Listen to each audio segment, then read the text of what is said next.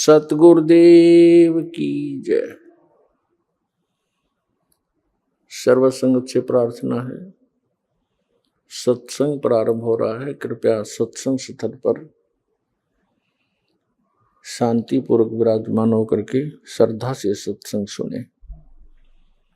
परमेश्वर की प्यारी आत्माओं से पुनर्निवेदन है, सत्संग प्रारंभ हो रहा है। कृपया सत्संग स्थल पर शांतिपूर्वक विराजमान होकर के श्रद्धा से सत्संग सुने। सत सही।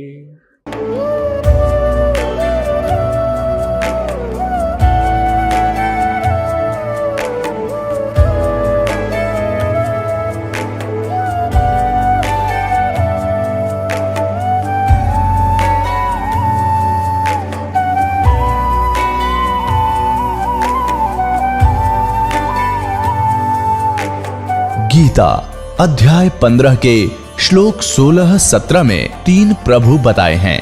ये 3 प्रभु कौन हैं? किस प्रभु की शरण में जाने के पश्चात जन्म और मरण समाप्त हो सकता है? 3 प्रभुओं में सबसे उत्तम परमात्मा कौन है? कैसा है? उसका क्या नाम है? इन सभी गूढ़ रहस्यों को जानने के लिए अवश्य सुनिए जगत गुरु तत्वदर्शी संत रामपाल जी महाराज के अमृत वचन। नमस्कार दर्शकों, संत रामपाल जी महाराज के सत्य आध्यात्मिक सत्संगों को देखने वाले दर्शकों की संख्या दिनों दिन बड़ी तेजी से बढ़ रही है। फिर वह टीवी चैनलों पर हो या फिर यूट्यूब, फेसबुक, इंस्टाग्राम जैसे सोशल मीडिया प्लेटफॉर्म्स पर, तो वहीं कुछ दर्शकों के मन में संत रामपाल जी महाराज के सत्संगों को सुनने से कुछ शंकाएं उत्पन्न हुई, जिसके जवाब जानने के लिए उन्होंने हमें कुछ प्रश्न लिखकर भेजे हैं। तो आज के इस एपिसोड में हम उन प्रश्नों पर बात करने वाले हैं जिन्हें आप दर्शकों द्वारा सोशल मीडिया में पूछे गए थे। तो चलिए आज के इस एपिसोड को शुरू करते हैं। दर्शकों, पहले आपको रश्मि शेरावत जी का ये इंटरव्यू दिखाते हैं जो कि विशाखापट्टनम से आई है। देखिए इनका संत रामपाल जी के बारे में क्या कहना है। मैम क्या नाम है आपका? रश्मि शेरावत। कहाँ से आए हो? मैं विशाखापट्टनम से आई हूँ। अच्छा, विशाखापट्टनम से इतनी दूर आए हो। संत रामपाल जी जेल में है हिसार में, यहाँ पे आप आए हो विशाखापट्टनम से, तो क्यों आए हो? देखिए, परमात्मा के दर्शन करने के लिए आपको कोई मौका नहीं चाहिए कि आप क्यों आए हैं। ये क्वेश्चन अपने आप में एक वेग क्वेश्चन है। अगर मैं आपसे पूछूं कि लोग चारों धाम की यात्रा करने पर क्या क्या करने जाते हैं, मंदिरों में क्या करने जाते हैं, तो आपको आंसर खुद ही मिल जाएगा। आपकी क्या एजुकेशन है? मैं MA BEd हूँ और मैं एक एस्ट्रोलॉजर भी रह चुकी हूँ। एस्ट्रोलॉजर भी आप रह चुके हैं, आप एजुकेटेड भी हैं, तो आपको नहीं लगता है कि भाई एक बाबा, एक संत जो जेल में है, आप उसके फॉलोअर्स हो, आप उसके शिष्य हो, तो आपको लगता नहीं है कि कहीं आप गलत वे पे जा रहे हो? नहीं, देखिए मैं पहले आपको बता दूं कि मैं साइंस की स्टूडेंट रही हूं, तो पहले मैं इन चीज़ों पर बिल्कुल भी विश्वास नहीं करती थी। इनफैक्ट मैं साइंस को ही सब कुछ मानती थी। लेकिन मुझे एक चीज़ आज तक समझ नहीं आई, साइंस की स्टूडेंट होने के बावजूद भी मैं हमेशा ये सोचती थी कि वो कौन सी शक्ति है जिसने सूरज, चांद, सितारों को एक पर्टिकुलर एक फिक्स डिस्टेंस पे फिक्स करके रखा हुआ है। कोई साइंस का स्टूडेंट मुझे इसका आंसर दे सकता है तो ज़रूर दे कि कौन है वो शक्ति, कि ऐसे कैसे हो सकता है कि एक फिक्स डिस्टेंस पे किसी ने हमें हर चीज़ को फिक्स कर रखा है। सूरज हमें इतनी डिस्टेंस से रोशनी दे रहा है, चांद हमें इतनी डिस्टेंस से ठंडक दे रहा है, तो किसने ये नेचर को बैलेंस करके रखा हुआ है? नेचर खुद नहीं बन सकती और नेचर अपने आप को फिक्स नहीं कर सकती कि मुझे इस एंगल पे फिक्स होना है या मुझे इस एंगल पे फिक्स होना है। तो इन सवालों के जवाब शायद साइंस भी आज तक नहीं दे पाई है सेटिस्फैक्टरीली। वो क्लेम कर सकते हैं कि हमने सेटिस्फैक्शन के साथ इस बात का आंसर दे दिया है, बट इस बात का कोई भी आंसर आज तक नहीं है। वो काम सिर्फ एक परमात्मा ही कर सकते हैं, जिसको आप एक सुपर पावर भी बोल सकते हैं, और आप कुछ भी नाम दे सकते हैं। कोई गॉड बोल सकता है, सुपर पावर, सुपर नेचुरल, कुछ भी बोल सकते हैं, लेकिन कोई ना कोई तो शक्ति ऐसी है जो सारी सृष्टि को, सारे संसार को चला रही है, इस यूनिवर्स को चला रही है। तो वही सृष्टि से हमें जोड़ने के लिए, उसी सुपर पावर से हमें जोड़ने के लिए जो संत रामपाल जी हमें सही रास्ता दिखा रहे हैं कि वो सुपर पावर आखिर है कौन। संत रामपाल जी बताते हैं कि ये पृथ्वी लोक है, मृत्यु लोक है, यहाँ पे आप सतलोक में रहते थे, तो क्या ये चीज़ें संभव हैं कि इस लोक के अलावा कोई सतलोक भी है जहाँ पे भगवान का घर है, वहाँ पे लोग रहते हैं? 21वीं सदी चल रही, रोज एक्यूरेट है, साइंटिफिक ज़माना चल रहा है, तो इन चीज़ों को आप मानते हैं? जी बिल्कुल मानती हूँ। अगर इंसान चांद पे जा सकता है बाकी प्लैनेट्स पे जा सकता है। और पहले हमने अपने वेदों में, पुराणों में पढ़ा भी है कि किस तरीके से हमारे ऋषि मुनि दूसरे ग्रहों पे चले जाते थे।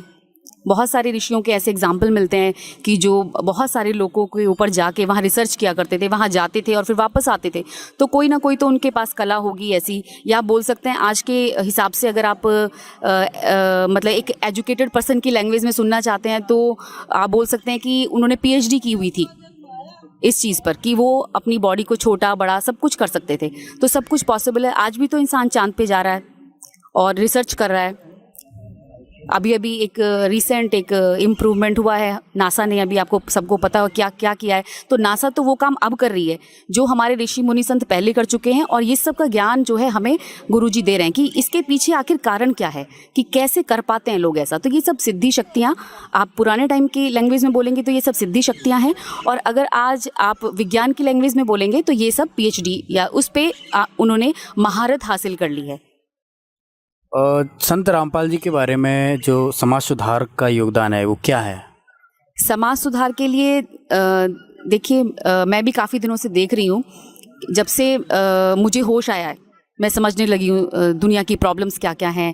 जैसे ये आपका ड्रिंक करने की वजह से कितनी लाखों फैमिलीज़ बर्बाद होती हैं, औरतें कितने दुख में जीती हैं, उनके बच्चे कितने दुख में जीते हैं एक इंसान की वजह से।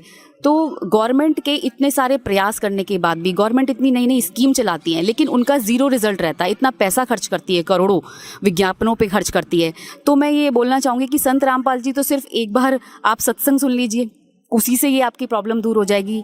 जितने भी परिवार आज इस समस्या से जूझ रहे हैं कि उनके परिवार बर्बाद हो रहे हैं सिर्फ इस एक आदत की वजह से, तो आप सत्संग सुन लीजिए। और सत्संग सुनने से सिर्फ एक यही नहीं, बहुत सारे विकार दूर होते हैं इंसान की, जो भी प्रॉब्लम्स हैं, कुछ बीमारियां भी दूर होती हैं। और एक तरह से मैं कह सकती हूँ, एक तरह से पूरा आपका शुद्धिकरण हो जाता है, एक आत्मा का शुद्धिकरण, आपके विचार शुद्ध हो जाते हैं। जब आपके विचार ही शुद्ध हो गए तो फिर आपको कहीं जाने की ज़रूरत ही नहीं है, प्रॉब्लम्स अपने आप ही बहुत कम हो जाएंगी, या बोल सकते हैं कि ख़त्म ही हो जाएंगी प्रॉब्लम्स। तो एक तरह से संत रामपाल जी एक समाज सुधार का काम कर रहे हैं, जो कि आज तक कोई भी नहीं कर पाया है, जिसको मैंने प्रैक्टिकली फील किया है। संत रामपाल जी जो ज्ञान है वो बहुत ही कंट्रोवर्सी ज्ञान है, तो आपको क्या लगता है कि जो संत रामपाल जी ज्ञान दे रहे हैं वो सही है? लोग ये भी तो कहते हैं कि संत रामपाल जी ज्ञान वो हिंदू विरोधी हैं, संत रामपाल जी, या मुस्लिम विरोधी हैं। तो आपको क्या लगता है? नहीं, ऐसा बिल्कुल नहीं है। ऐसा सिर्फ वही लोग बोलते हैं जो उनकी लिखी हुई किताबों को अब तक जिन्होंने नहीं छुआ है, नहीं पढ़ा है, या फिर उन्हें अपने धर्म का ही ज्ञान नहीं है। हिंदू हैं तो उन्हें अपने धर्म का बिल्कुल भी ज्ञान नहीं है। सिर्फ गीता के ऊपर वही लोग लड़ते हैं जिन्होंने गीता का आज तक एक भी पेज खोल के नहीं देखा है, उन्हें पता ही नहीं है कि गीता में लिखा क्या है। और मुस्लिम धर्म के लोगों के लिए भी मेरा यही संदेश है कि वही लोग लड़ते हैं जिन्होंने अपने धर्म को समझा नहीं है, जाना नहीं है। और संत रामपाल जी सारे धर्मों को मिलाकर एक साथ जोड़ते हैं और सभी से ज्ञान देते हैं। जब वो अपना प्रवचन, या कह सकते हैं जब वो अपना बैठते हैं, अपना प्रवचन देते हैं, तो आप देखेंगे कि वो एक टीचर की तरह होते हैं। जो सारी बुक्स उनके दोनों तरफ इतनी बुक्स का ढेर होता है, उसमें हर धर्म की, दुनिया के हर कोने की, जितने भी धर्म एग्जिस्ट करते हैं या जो भी है संत हैं, जो भी मत हैं, उन सब की बुक्स वो लेकर बैठते हैं और सब ही बुक्स प्रोजेक्टर पर खोल कर दिखाते हैं, ताकि किसी को कोई डाउट ही ना रह जाए कि हम सही ये संत सही बोल रहे हैं कि नहीं। वो विद प्रूफ दिखाते हैं हर चीज़ को कि मैं जो बोल रहा हूँ ये मेरा मत नहीं है, और ये सब ऑलरेडी पहले लोग लिख चुके हैं। बस आपको दिखाना है, आपको सिर्फ प्रूफ के लिए दिखाना है कि मैं जो बोल रहा हूँ वो मेरी साइड से नहीं है, ये ऑलरेडी है, एग्जिस्ट करता है। संत रामपाल जी चाहते क्या है? संत रामपाल जी का उद्देश्य क्या है? संत रामपाल जी एक तो समाज सुधार उनका पहला उद्देश्य है, और दूसरा है हमें सही भक्ति का ज्ञान कराना और परमात्मा से जोड़ना। परमात्मा से जुड़ते ही इंसान की आत्मा प्योर हो जाती है और वो गलत काम की तरफ नहीं चलेगी। और जब गलत काम की तरफ वो चलेगी ही नहीं, तो फिर हमें गवर्नमेंट की चलाई हुई किसी भी समाज सुधार की पॉलिसी की कोई ज़रूरत ही नहीं है। फ्री में घर बैठे ही हम अपने समाज का सुधार कर सकते हैं और एक सुखी जीवन जी सकते हैं। बहुत बहुत धन्यवाद। दर्शकों, अभी आपने देखा कि रश्मि शेरावत जी का जीवन कैसे संत रामपाल जी महाराज ने बदला और उनको उनके सवालों के जवाब मिले जो साइंस उन्हें नहीं दे सकती थी। आइए अब आगे देखते हैं। सवाल नंबर 1। एक दर्शक ने हमें प्रश्न भेजा कि हमारे धर्मगुरु कथावाचक ब्रह्मा और ब्रह्म को एक बताते हैं।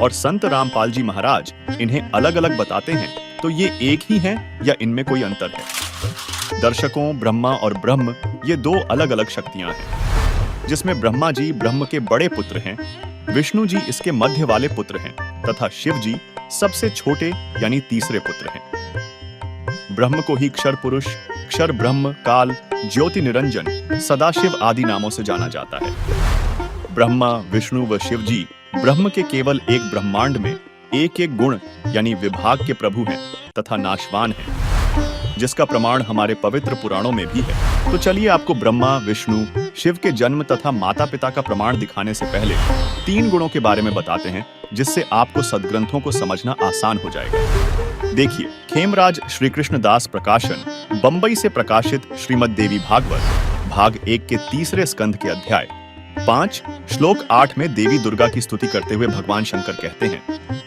हे मात, यदि हमारे ऊपर आप दयायुक्त हो तो मुझे तमोगुण क्यों बनाया?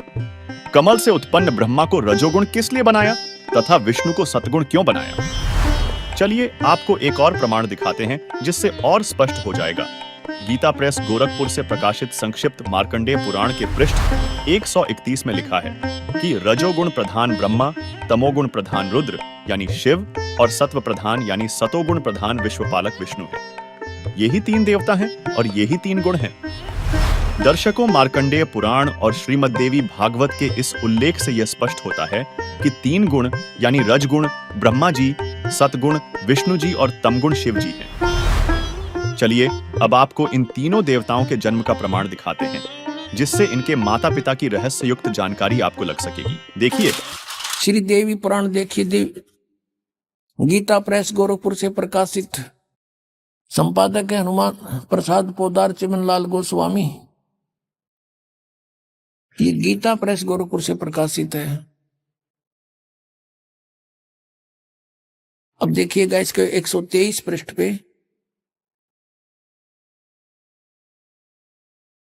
तीसरा स्कंद। अब भगवान विष्णु अपनी माता दुर्गा की स्तुति करते हुए बोले, तुम शुद्ध स्वरूपा हो, ये सारा संसार तुम्हीं से उद्भासित हो रहा है। मैं ब्रह्मा और शंकर हम सभी तुम्हारी कृपा से विद्यमान हैं। हमारा आविर्भाव यानी जन्म और तिरोभाव माने मृत्यु हुआ करता है। हमारा तो जन्म और मृत्यु होता है, केवल तुम ही नित्य हो, जगत जननी हो, प्रकृति और सनातनी देवी हो। दर्शकों, यहाँ प्रकृति शब्द याद रखिएगा, क्योंकि दुर्गा जी को ही प्रकृति कहा जाता है। जब हम आपको श्रीमद् भगवद गीता अध्याय 14 श्लोक 3, 4, 5 से ब्रह्मा, विष्णु, शिव की उत्पत्ति के विषय में बताएंगे, तो यह प्रकृति शब्द काम में आएगा। दर्शकों, श्रीमद् देवी भागवत के इसी लेख में आगे भगवान शंकर बोले, देवी, यदि माँ भाग विष्णु तुम्ही से प्रकट हुए हैं, तो उनके बाद उत्पन्न होने वाले ब्रह्मा भी तुम्हारे ही बालक हुए। फिर तमोगुणी लीला करने वाला शंकर क्या तुम्हारी संतान नहीं हुआ? अर्थात मेरी भी माँ तुम ही हो, अर्थात मुझे भी जन्म देने वाली, उत्पन्न करने वाली तुम ही हो। शिवे, संपूर्ण संसार की सृष्टि करने में तुम बड़ी चतुर हो। इस संसार की सृष्टि, सतिथि और संहार में तुम्हारे गुण सदा समर्थ है। उन्हीं तीनों गुणों से उत्पन्न हम ब्रह्मा, विष्णु एवं शंकर नियमानुसार कार्य में तत्पर रहते हैं। अब इस पवित्र पुराणों ने ये स्पष्ट कर दिया, पवित्र देवी पुराण ने 5 कंसेप्ट क्लियर कर दिए इसमें। एक तो ये कर दिया कि ब्रह्मा विष्णु महेश का जन्म मृत्यु होता है, ये नाशवान है। दूसरा ये कर दिया कि प्रकृति दुर्गा है, प्रकृति दुर्गा को कहते हैं। और तीसरा ये कर दिया कि ये रजगुण ब्रह्मा है, सतगुण विष्णु और चौथा तमगुण शिव जी। और चौथा ये कर दिया कि ये इनकी माता है दुर्गा, और ब्रह्मा विष्णु महेश की यह दुर्गा माता है। पांचवा कर दिया कि ये केवल नियमित कार्य ही कर सकते हैं, यानी किसी के कर्म में ये परिवर्तन नहीं कर सकते। आपका जैसा कर्म है वैसा ही दे सकते हैं। आपके भाग में दुख है तो ये कोई परिवर्तन नहीं कर पाएंगे। केवल पूर्ण परमात्मा कबीर परमेश्वर आपके प्रारब्ध के पाप को काट के आपको सुख दे सकता है। उसके हाथ में कलम है, वो सर्वशक्तिमान है। अन्य ना ब्रह्म कर सकता, ना परब्रह्म कर सकता, केवल पूर्ण ब्रह्म कर सकता है सत्पुरुष। दर्शकों, इससे स्पष्ट हुआ कि ब्रह्मा, विष्णु, शिव की माता दुर्गा है, लेकिन इनके पिता की अभी भी जानकारी स्पष्ट नहीं हुई। तो अब देखिए इनका पिता कौन है। पुण्यात्माओं, परमात्मा ने सिंपल वे से बोला था, धर्मदास ये जग बोराना, कोई न जाने ये पद निर्वाणा, यही कारण मैं कथा पसारा, जग से कहिए वो राम ने आरा।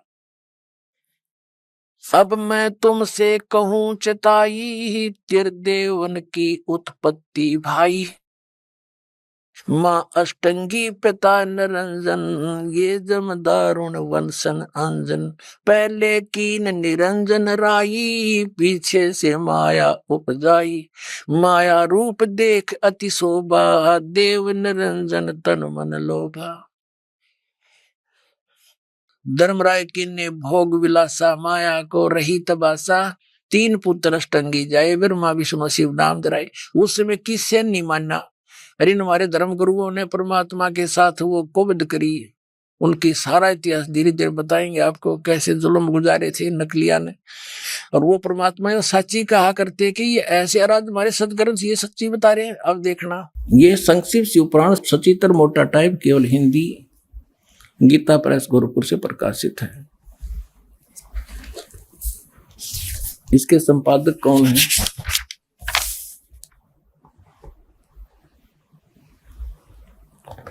हनुमान प्रसाद पोदार,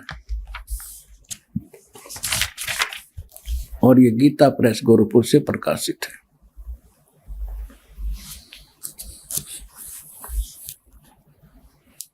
ये देखिएगा, ये है रुद्र संहिता, और यहाँ अध्याय नंबर 5 हम यहाँ पर पढ़ेंगे थोड़ा सा। अपने पुत्र नारद की यह बात सुनकर लोक पितामह ब्रह्मा वहां इस प्रकार बोले। हमने 98 से प्रारंभ किया है, 98 से 98 से। अब हम 99 पर पढ़ लेंगे, 99 पर। ब्रह्मा जी ने, नारद जी ने ब्रह्मा जी से पूछा था। ब्रह्मा जी कहने लगे, ब्रह्मा जी ने कहा, ब्रह्मन देव शिरोमणे, तुम सदा समस्त जगत के उपकार में लगे रहते हो। तुमने लोगों के हित की कामना से बहुत उत्तम बात पूछी है। जिस समय समस्त चराचर जगत नष्ट हो गया था, सर्वत्र केवल अंधकार ही अंधकार था, न सूर्य दिखाई देता था, न चंद्रमा, अन्य ग्रहों का भी और नक्षत्रों का भी पता नहीं था। उस समय तत् सत ब्रह्म, इस श्रुति में जो सत सुना जाता है एकमात्र वही शेष था। अब हम 100 पृष्ठ पर आगे अपने काम की बात पढ़ेंगे। शिव महापुराण रुद्र संहिता हम पढ़ रहे हैं। जिस परब्रह्म के विषय में ज्ञान और अज्ञान से पूर्ण, यानी कुछ सच्ची कुछ झूठी उक्तियों द्वारा इस प्रकार विकल्प किए जाते हैं, उसने कुछ काल के बाद सृष्टि का समय आने पर द्वितीय की इच्छा प्रकट की। उसके भीतर एक से अनेक होने का संकल्प उदित हुआ। तब उस निराकार परमात्मा ने अपनी लीला शक्ति से अपने लिए मूर्ति यानी आकार की कल्पना की। वो क्या बना? मूर्ति रहित परम ब्रह्म। जो मूर्ति रहित परम ब्रह्म है उसकी मूर्ति ये भगवान सदाशिव है। अर्वाचीन और प्राचीन विद्वान इन्हीं को ईश्वर कहते हैं। अपने आत्माओं, ये कौन है? सदाशिव ये काल है, और ये इसने प्रतिज्ञा कर रखी है कि मैं कभी किसी के सामने अपने काल रूप में, ओरिजिनल रूप में नहीं आऊंगा। जो श्री कृष्ण के अंदर से निकलकर इसने अर्जुन को दिखाया था भयंकर रूप, वो है इसका असली रूप। तो ये क्या करता है? अपने पुत्र किसी को ब्रह्मा के रूप में दर्शन देता है, किसी को शिव के रूप में, किसी को विष्णु के रूप में। तो यहां ये काल के विषय में ब्रह्मा जानकार नहीं है। ये कौन है? कहते हो निराकार था, फिर साकार बन गया सदाशिव। अब देखो सदाशिव कौन है? भगवान सदाशिव है वो मूर्ति। अर्वाचीन और प्राचीन विद्वान उन्हीं को ईश्वर कहते हैं। उस समय एकाकी रहकर स्वेच्छानुसार विहार करने वाले उस सदाशिव ने अपने विग्रह माने शरीर से स्वयं ही एक स्वरूप भूता शक्ति यानी दुर्गा की सृष्टि की, एक स्त्री की सृष्टि की, जो उनके अपने श्रेयंग से कभी अलग होने वाली नहीं थी। उस पराशक्ति को प्रधान प्रकृति गुणवती माया बुद्धि तत्वों की जननी तथा विकार रहित बताया गया है। वह शक्ति अंबिका कही गई है। अब ये क्या कह रहा है ब्रह्मा जी पुण्यात्माओं? अब देखो कमाल की बात है, देवी पुराण के अंदर तीसरे स्कंद में ब्रह्मा जी अपने पुत्र नारद को बताता है कि बेटा, मैं जब उत्पन्न हुआ मैं कमल के फूल पर बैठा था और युवा मेरा शरीर था। मुझे नहीं मालूम मैं किसने उत्पन्न कर दिया, मेरा उत्पत्ति करता कौन है, मैं कुछ नहीं जानता। अब यूं बताओ है उस अपने बाप की उत्पत्ति वो क्यों कर बना? तो ये आप पे कह रहा है कुछ सच्ची कुछ झूठी। तो ये इसने परमात्मा जब प्रथम बार आए थे वो इस ब्रह्मा से मिले, विष्णु जी से मिले, शिव जी से मिले थे। उनको सृष्टि रचना सारी कथा सुनाई थी। इन्होंने एक बार तो स्वीकार किया था, फिर काल प्रेरणा से माल्य के ज्ञान को रिजेक्ट कर दिया था। अब वो सुना हुआ ज्ञान यहाँ कुछ अटकलबाजी कर रहा है। ये परमात्मा ने तो ये बता रखा है कि इस काल ने दुर्गा को खा लिया था, बुरी नीयत है, वो उसके पेट में चली गई थी, फिर वो परमेश्वर ने आकर निकाली थी, तब ये दोनों पति पत्नी रूप में रहने लगे थे। अब ब्रह्मा जी इसको दूसरे ढंग से कह रहा है कि उस सदा शिव ने इसने सिर पैर का पता नहीं कि उसने अपने शरीर से एक स्त्री उत्पन्न की जो कभी उसके अंग से अलग होने वाली नहीं थी। अब ये देखिए, उस समय एकाकी रहकर स्वेच्छा अनुसार विहार करने वाले सदाशिव ने अपने विग्रह से स्वयं ही एक स्वरूप भूता शक्ति की सृष्टि की जो उनके अपने श्रेयंग से कभी अलग होने वाली नहीं थी। वो कौन है? उस पराशक्ति को प्रधान भी कहते हैं। ये प्रधान शब्द राखियो याद, प्रकृति भी याद रखना। ये प्रधान और प्रकृति शब्द आपके श्रीमद् भगवद गीता के अंदर दास सिद्ध करेगा कि दुर्गा और काल के संयोग से ब्रह्मा विष्णु महेश की उत्पत्ति हुई। वहां ये प्रधान और प्रकृति शब्द है। तो ये समझना कौन है ये प्रधान? ये कह रहे हैं उसी को प्रधान प्रकृति गुणवती माया बुद्धि दोनों तत्वों की जननी तथा विकार रहित बताया। वह शक्ति अंबिका कही गई है। उसी को प्रकृति सर्वेश्वरी और त्रिदेव जननी, ओह, ब्रह्मा विष्णु महेश की माता, उनको उत्पन्न करने वाली, नित्य और मूल कारण भी कहते हैं। सदाशिव द्वारा प्रकट की गई यानी उसके शरीर से निकली हुई उस शक्ति के 8 भुजाएं हैं। अष्टंगी, 3 पुत्र अष्टंगी जाए, ब्रह्मा विष्णु शिव नाम धराए। 600 वर्ष पहले मालिक बता गए थे। आज हमारे ये पवित्र सदग्रंथ उसको सेकंड कर रहे हैं, समर्थन करे भगवान की वाणी का। और जिनको संस्कृत भी नहीं आवती है ब्राह्मण कहा करते, और गुरु जी हमारे क्या जाने दानक जुला, वो समृद्ध थे, सब वो प्रत्येक चींटी तक की भाषा जानते, सब पशु पक्षियों की भाषा जानते हैं, और इन्होंने उसको रिजेक्ट करके डाल रखा था लाल को। अब संभालो पुण्यात्माओं, आपका कल्याण हो जाएगा।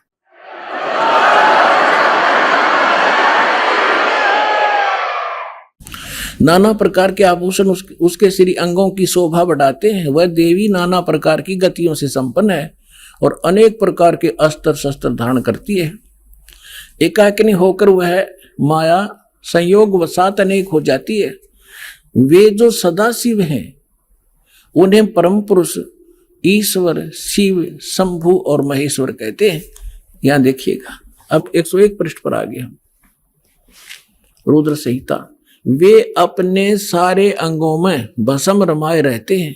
उन काल रूपी ब्रह्म ने, इसको काल कहो, ब्रह्म कहो, सदाशिव कहो, उन काल रूपी ब्रह्म ने एक ही समय शक्ति के नाथ नहीं शक्ति के साथ शिवलोक नामक क्षेत्र का निर्माण किया था। उस उत्तम क्षेत्र को काशी कहते हैं। वह परम निर्वाण व मोक्ष स्थान है जो सबके ऊपर विराजमान है। वे प्रिय और प्रियतम, वो पति पत्नी रूप में शक्ति और शिव, दुर्गा और काल जो परमानंद स्वरूप है, उस मनोरम क्षेत्र में नित्य निवास करते हैं। शिव और शिवा ने, काल और दुर्गा ने प्रलय काल में भी उस क्षेत्र को अपने सानिध्य से मुक्त नहीं किया। अब यहां देखना, देवर से एक समय उस आनंद वन में रमण करते हुए शिवा और शिव के मन में दुर्गा और काल के मन में, ब्रह्म के मन में यह इच्छा हुई कि किसी दूसरे पुरुष की सृष्टि करनी चाहिए, यानी कोई संतान उत्पन्न करनी चाहिए। ऐसा विचार करके देखिएगा, जिस पर यह सृष्टि संचालन का महान भार रखकर हम दोनों केवल काशी में रहकर इच्छा अनुसार विचरें और निर्वाण धारण करें। इन्होंने ये सोचा कि वे एक पुत्र उत्पन्न करें और उसके हवाले सारा इंचार्ज कर जो चार्ज दे दे, हम फिर आराम तरह करेंगे। देख, ऐसा निश्चय करके शक्ति सहित सर्वव्यापी परमेश्वर शिव ने अपने वाम भाग के 10वें अंग पर अमृत मल दिया। ये तटपट करनी थी, यानी उन पति पत्नी व्यवहार किया। फिर तो वहां से एक पुरुष प्रकट हुआ, एक लड़का उत्पन्न हुआ। ये देखिएगा 102 पृष्ठ पे, रुद्र संहिता हम पढ़ रहे हैं। शिव ने कहा वत्स, शिव ने कहा बेटा, व्यापक होने के कारण तुम्हारा विष्णु नाम विख्यात हुआ। अब काल और दुर्गा का बेटा यानी विष्णु की उत्पत्ति होगी, दोनों से सिद्ध हुआ। अब यहां देखो, ये 6ठा अध्याय समाप्त हुआ। अब यहां देखिएगा 7वां शुरू हुआ। ब्रह्मा जी कहते हैं देव से, तत्पश्चात कल्याणकारी परमेश्वर शाम सदाशिव ने पूर्ववत प्रयत्न करके जैसे विष्णु उत्पन्न किया था, दोनों ने पति पत्नी व्यवहार करके मुझे अपने दाहिने अंग से उत्पन्न किया। मुने उस महेश्वर ने मुझे तुरंत ही अपनी माया से मोहित करके नारायण देव की नाभि कमल में डाल दिया, फिर लीला पूर्वक मुझे वहां से प्रकट किया। इस प्रकार इस कमल के से उत्पन्न के पुत्र के रूप में मुझे हिरण्यगर्भ का जन्म। दर्शकों, शिव पुराण के इस प्रमाण से यह तो सिद्ध हो गया कि ब्रह्मा और विष्णु की उत्पत्ति दुर्गा और शिव अर्थात काल रूपी ब्रह्म से हुई। यह सदाशिव यानी काल रूपी ब्रह्म तमोगुण शिव से अलग है, जिसका प्रमाण इसी शिव पुराण में देखिए। ये गीता प्रेस गोरखपुर से प्रकाशित हुई, यह देखना। ये है विद्वेश्वर संहिता। पहले हमने रुद्र संहिता पढ़ी थी, रुद्र संहिता, और ये 24 पृष्ठ पे ये इनके बीच में उसने सतम खड़ा कर दिया। ब्रह्मा और विष्णु का आपस में युद्ध हो गया। फिर वहां ये सदाशिव यानी शिव रूप धारण करके खड़ा हो गया। ब्रह्मा और विष्णु ने पूछा, प्रभु सृष्टि आदि 5 कृत्यों के लक्षण क्या हैं, ये हम दोनों को बताइए। भगवान शिव बोले, ये काल शिव रूप में खड़ा हो गया और फिर क्या कहता है, मेरे कृत्यों को समझना अत्यंत गहन है, तथापि मैं कृपा पूर्वक तुम्हें उनके विषय में बता रहा हूं, आगे आ जाओ। अब ये 26 पृष्ठ पर देखना, विद्वेश्वर संहिता के, यहां जाते हैं। पुत्रो, अब ये काल कहता है ब्रह्मा और विष्णु को, बेटो पुत्रो, तुम दोनों ने तपस्या करके प्रसन्न हुए मुझ परमेश्वर से सृष्टि और सतिथि नामक 2 कृत्य यानी 2 डिपार्टमेंट प्राप्त किए हैं। ये दोनों तुम्हें बहुत प्रिय हैं। इसी प्रकार मेरी विभूति स्वरूप रुद्र और महेश्वर ने, ये ने है मैं नहीं है, 2 अन्य उत्तम कृत्य संहार और तिरोभाव मुझसे प्राप्त किए। तो दास जो कहना चाहा था कि 2 ते ब्रह्मा विष्णु हो गए, रुद्र और महेश्वर हो गए, 5वां यूं बोल रहा है, यो इनका पिता है ब्रह्मा विष्णु और महेश का, इति सिद्ध। दर्शकों, आपको थोड़ा और स्पष्ट करते हैं कि ब्रह्मा विष्णु को पुत्र कहने वाला कौन है। तो आगे शिव पुराण के इसी लेख में ब्रह्मा विष्णु को पुत्र कहने वाला प्रभु कहता है कि मैंने पूर्व काल में अपने स्वरूपभूत मंत्र का उपदेश किया है, जो ओंकार के रूप में प्रसिद्ध है। वह महामंगलकारी मंत्र है। सबसे पहले मेरे मुख से ओंकार ओम प्रकट हुआ, जो मेरे स्वरूप का बोध कराने वाला है। ओंकार वाचक है और मैं वाच्य हूं। यह मंत्र मेरा स्वरूप ही है। प्रतिदिन ओंकार का निरंतर स्मरण करने से मेरा ही सदा स्मरण होता है। मेरे उत्तरवर्ती मुख से अकार का, पश्चिम मुख से उकार का, दक्षिण मुख से मकार का, पूर्ववर्ती मुख से विंदु का तथा मध्यवर्ती मुख से नाद का प्राकट्य हुआ। इस प्रकार 5 अवयवों से युक्त ओंकार का विस्तार हुआ है। इन सभी अवयवों से एकीभूत होकर वह प्रणव ओम नामक एक अक्षर हो गया। दर्शकों, शिव पुराण के उल्लेख से स्पष्ट है कि ब्रह्मा, विष्णु, रुद्र और महेश्वर से अन्य बोलने वाला कोई 5वां है, जो ब्रह्मा और विष्णु को पुत्र कह रहा है। यह ब्रह्मा, विष्णु, शिव का पिता और दुर्गा का पतिकाल ब्रह्म है, जिसने स्वयं अपना ओम मंत्र बताया है। क्योंकि श्रीमद् देवी भागवत के 7वें स्कंध के अध्याय 36 में दुर्गा जी स्वयं बता रही हैं कि ओम के जप के साथ ध्यान करो, इससे अज्ञानमय अंधकार से सर्वथा परे और संसार समुद्र से उस पार जो ब्रह्म है उसको पा जाओगे।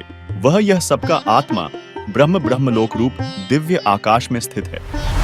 तथा श्रीमद् भगवद गीता अध्याय 8 श्लोक 13 में गीता ज्ञानदाता स्वयं स्पष्ट करता है कि मुझ ब्रह्म का ओम मंत्र है। दर्शकों, अभी आपने श्रीमद् देवी भागवत और शिव पुराण में देखा इन तीनों देवताओं की उत्पत्ति को। चलिए अब आपको इसी का प्रमाण पवित्र श्रीमद् भगवद गीता जी में दिखाते हैं, जिसे प्रत्येक प्राणी सत्य मानता है। देखिए, ये देखिएगा, अब आपको श्रीमद् भगवद गीता से प्रमाणित करते हैं ब्रह्मा विष्णु महेश की उत्पत्ति। ये श्रीमद् भगवद गीता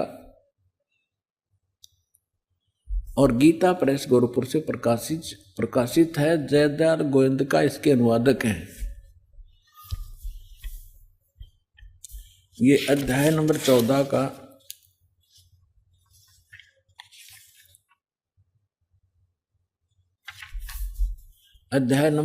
का श्लोक नंबर 3 से 5 सुनाएंगे आपको। ये 3 इसमें क्या कहा है कि अर्जुन मेरी ये महत ब्रह्म रूप मूल प्रकृति। अब आपको दास ने श्रीमद् देवी भागवत के 3रे स्कंद में विष्णु जी कहते हैं अपनी माता दुर्गा को कि तुम शुद्ध स्वरूपा हो, ये सारा संसार तुमसे उद्भासित हो रहा है। मैं ब्रह्मा और शंकर आपकी कृपा से विद्यमान है। हमारा आविर्भाव माने जन्म और तिरोभाव माने मृत्यु होता है, और आप ही पूर्ण प्रकृति हैं। और इसमें रुद्र संहिता शिव पुराण के अंदर आपको दिखाया था कल कि इस सदाशिव काल रूपी ब्रह्म ने अपने ही विग्रह से वह सृष्टि वह निकाली, दुर्गा निकाली, और उसको प्रकृति भी कहते हैं। पहले उसको फिर ये दिखाते हैं आपको, देखिएगा। अब 14वें अध्याय के 3रे श्लोक में ये क्या कहता है कि अर्जुन, ये काल बोल रहा है ब्रह्म, मेरी ये मूल प्रकृति सभी संपूर्ण भूतों यानी प्राणियों की योनि यानी गर्भाधान स्थान है, और मैं काल ब्रह्म उस योनि में गर्भ यानी चेतन समुदाय गर्भ को स्थापना करता हूँ, और तत्व मान उस के संयोग से सभी प्राणियों भूतों माने प्राणियों की उत्पत्ति होती है। 4 में क्या कहा है, हे अर्जुन, ये नाना प्रकार की सब योनियों में जितने भी मूर्तियां यानी शरीरधारी प्राणी हैं उत्पन्न होते हैं। प्रकृति यानी दुर्गा तो उनकी गर्भ धारण करने वाली माता है, और मैं बीज स्थापन करने वाला पिता हूं। आगे देखो 5वें में, हे अर्जुन, सतगुण रजगुण और तमगुण, सतगुण विष्णु, रजगुण ब्रह्मा, तमगुण शिव जी, ये प्रकृति से उत्पन्न दुर्गा से उत्पन्न, और तीनों गुण रजगुण ब्रह्मा सतगुण विष्णु तमगुण शिव जी अविनाशी जीवात्मा को शरीर में फंसाए रखते हैं, बांधे रखते हैं कर्मा के अनुसार। दर्शकों, इन सभी प्रमाण से स्पष्ट हुआ कि ब्रह्म त्रिदेव ब्रह्मा, विष्णु और शिव का पिता है और दुर्गा का पति है, तथा ये तीनों देवता नाशवान हैं। ये केवल एक एक विभाग यानी रजगुण विभाग के ब्रह्मा जी, सतगुण विभाग के विष्णु जी और तमगुण विभाग के शिव जी प्रभु हैं, जिनका आधिपत्य ब्रह्म काल के एक ब्रह्मांड में बने 3 लोक स्वर्ग, पृथ्वी और पाताल में है, जबकि ब्रह्म काल ऐसे ऐसे बने 21 ब्रह्मांडों का मालिक है। यह तथा इसके सर्व ब्रह्मांड नाशवान है, क्योंकि गीता ज्ञानदाता ब्रह्म गीता अध्याय 8 श्लोक 16 में स्वयं कहता है कि ब्रह्मलोक तक सभी लोक नाशवान हैं। दर्शकों, इससे स्पष्ट है कि ब्रह्मा और ब्रह्म 2 भिन्न शक्तियां हैं। इसलिए पिता और पुत्र यानी ब्रह्म और ब्रह्मा जी को एक मानना मूर्खता है। इससे यह भी सिद्ध होता है कि जो धर्मगुरु व कथावाचक ब्रह्म और ब्रह्मा जी को एक बताते हैं, उन्हें अपने शास्त्रों का ज्ञान नहीं है। सवाल नंबर 2, एक दूसरे दर्शक ने हमसे प्रश्न किया कि संत रामपाल जी महाराज पुराणों के प्रमाण तो बताते हैं और फिर कहते हैं कि पुराणों के अनुसार भक्ति साधना नहीं करना है। ऐसा क्यों तथा ये पुराण कैसे बने, यह भी स्पष्ट कीजिए। दर्शकों, कृपया ध्यान दें, गीता ज्ञान देने वाले प्रभु ने गीता अध्याय 4 श्लोक 1-2 में स्पष्ट किया है कि हे अर्जुन, यह योग यानी गीता वाला अर्थात चारों वेदों वाला ज्ञान मैंने सूर्य से कहा था, सूर्य ने अपने पुत्र मनु से कहा, मनु ने अपने पुत्र इक्ष्वाकु को कहा। इसके पश्चात यह ज्ञान कुछ राज ऋषियों ने समझा। उसके पश्चात यह ज्ञान नष्ट हो गया, यानी लुप्त हो गया। दर्शकों, यहाँ आपको यह बताना जरूरी है कि जब गीता का ज्ञान बताया गया उस समय द्वापर युग मात्र 100 वर्ष शेष था। गणित की रीति से यदि समझें तो सतयुग 17,28,000 वर्ष का, त्रेता युग 12,96,000 वर्ष का और द्वापर युग 8,64,000 वर्ष का होता है।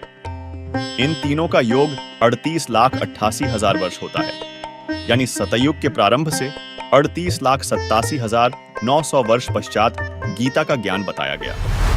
यानी यहाँ गीता ज्ञान देने वाले का कहना है कि मैंने यह योग यानी गीता वाला ज्ञान जो वेद ज्ञान है कश्यप के पुत्र सूर्य को दिया था। सूर्य ने अपने पुत्र मनु को दिया, मनु ने अपने पुत्र इक्ष्वाकु को दिया, इक्ष्वाकु ने अपने वंशजों राजाओं को दिया। फिर इक्ष्वाकु वंशी अंतिम कुलकर राजा नाभिराज तक वेद ज्ञान के आधार से भक्ति रही, जबकि राजा नाभिराज तक सतयुग लगभग 1,00,000 वर्ष बीत चुका था और गीता का ज्ञान द्वापर के अंत में यानी कलयुग से लगभग 100 वर्ष पहले बोला गया था। यानी गीता का ज्ञान राजा नाभिराज जी से 37,87,900 वर्ष बाद कहा गया। इससे यह सिद्ध हुआ कि सतयुग के शुरू से 1,00,000 वर्ष तक वेद ज्ञान था, उसके बाद से गीता ज्ञान देने तक वेद ज्ञान लुप्त था, जिसका उदाहरण हमें जैन संस्कृति कोश नामक पुस्तक के पृष्ठ 176 से 177 पर देखने को मिलता है। देखिए प्रमाण। जैन संस्कृति कोश, जैन इतिहास, संस्कृति, कला एवं पुरातत्व। ये कहां से छपा है? जैन संस्कृति कोश, जैन इतिहास, संस्कृति, कला एवं पुरातत्व, प्रथम खंड। लेखक है प्रोफेसर भागचंद्र जैन, भास्कर, और सम्मति प्राच्य शोध संस्थान नागपुर, कला एवं धर्म शोध संस्थान वाराणसी। ये पूरा पेज देखो इसका। अब ये प्रकाशक है जैन संस्कृति कोश, प्रथम खंड। लेखक है प्रोफेसर भागचंद्र जैन, भास्कर। प्रकाशक ये दोनों मिलकर हैं।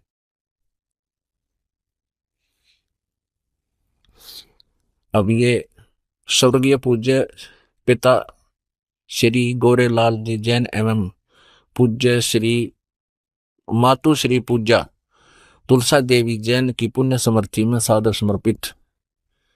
ये यहां तक। अब इसके ये देखो 176 पृष्ठ पे जैन धर्म का विकास इतिहास।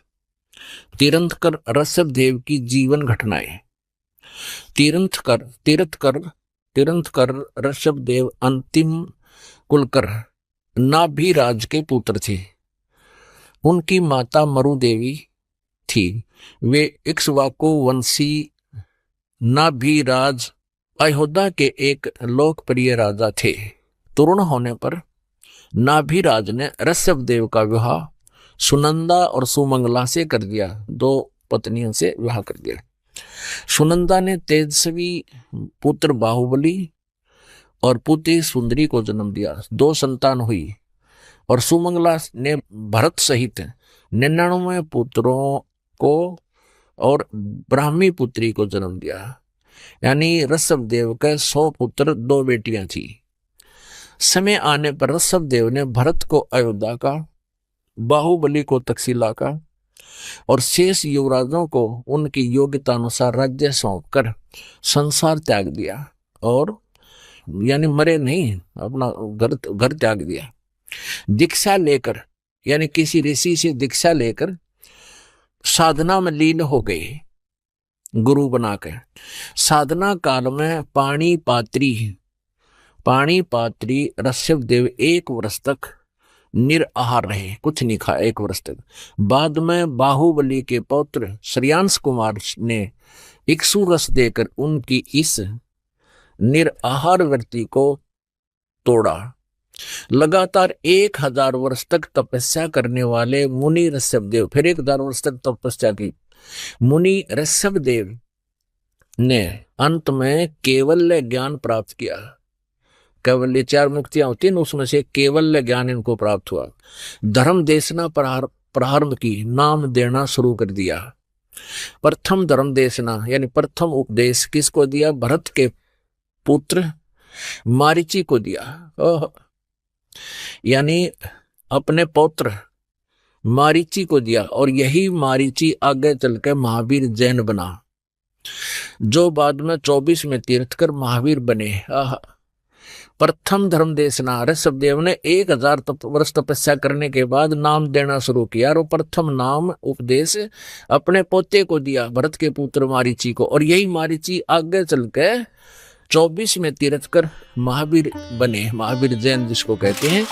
दर्शकों, अभी आपने पड़ाव आंखों देखा कि नाभिराज के पुत्र ऋषभदेव ने ऋषियों से नाम दीक्षा लेकर 1 वर्ष तक निराहार रहे और 1000 वर्ष घोर तपस्या की। जबकि गीता अध्याय 6 श्लोक 16 में कहा गया है कि हे अर्जुन, यह योग यानी भक्ति न तो बिल्कुल न खाने वाले की सिद्ध होती है, न अधिक खाने वाले की, न अधिक सोने वाले की, और न अधिक जागने वाले की सिद्ध होती है। दूसरा गीता अध्याय 17 श्लोक 5 से 6 में कहा है कि जो मनुष्य शास्त्र विधि रहित यानी शास्त्र विधि को त्याग कर केवल मन कल्पित घोर तप को तपते हैं, वे शरीर में रहने वाले प्राणियों के मुखिया ब्रह्मा, विष्णु, शिव तथा गणेश व प्रकृति दुर्गा को व मुझे तथा इसी प्रकार शरीर के हृदय कमल में जीव के साथ रहने वाले पूर्ण परमात्मा को परेशान करने वाले हैं। उन अज्ञानियों को राक्षस स्वभाव वाले ही जान। दर्शकों, अब आप स्वयं विचार करें, श्री ऋषभदेव जी ने गीता ज्ञान यानी वेदों, शास्त्रों में बताई साधना के विपरीत शास्त्र विधि को त्याग कर मनमाना आचरण अपनी इच्छा से किया, जिससे कोई लाभ नहीं हुआ, न होना था, बल्कि इसके करने से उनकी जंगल में आग लगने से भयावह मौत हुई। ये देखिएगा श्रीमद् भगवत सुधा सागर, गीता प्रेस गोरखपुर से प्रकाशित, भगवान वेद व्यास कृत श्रीमद् भगवत 12 स्कंदों की सरल हिंदी व्याख्या श्लोकांक सहित सुख सागर, गीता प्रेस गोरखपुर से प्रकाशित है। प्रकाशक व मुद्रक हैं गीता प्रेस गोरखपुर, गोविंद भवन कार्यालय कोलकाता का संस्थान। ये इनके फैक्स फोन नंबर है। ये देखिएगा 281 पृष्ठ पे, यहाँ देख 280 पे। इससे भगवान ऋषभदेव यद्यपि इंद्रादि सभी लोकपालों के भूषण रूप से थे, तो भी जड़ पुरुषों की भांति अवधूतों के से विविध वेश, भाषा और आचरण से अपने ईश्वरीय प्रभाव को छिपाए रहते थे। अंत में उन्होंने योगियों को देह त्याग की विधि सीखने के लिए अपना शरीर छोड़ना चाहा। वे अपने अंतःकरण में अभेद रूप से सचित परमात्मा को अभिन्न रूप से देखते हुए वासनाओं की अनुवृत्ति से छूटकर लिंग देह के अभिमान से भी मुक्त होकर उपराम हो गए। इस प्रकार लिंग देह के अभिमान से मुक्त भगवान ऋषभदेव जी का शरीर योग माया की वासना से केवल अभिमान भास के आश्रय से ही पृथ्वी तल पर विचरता रहा।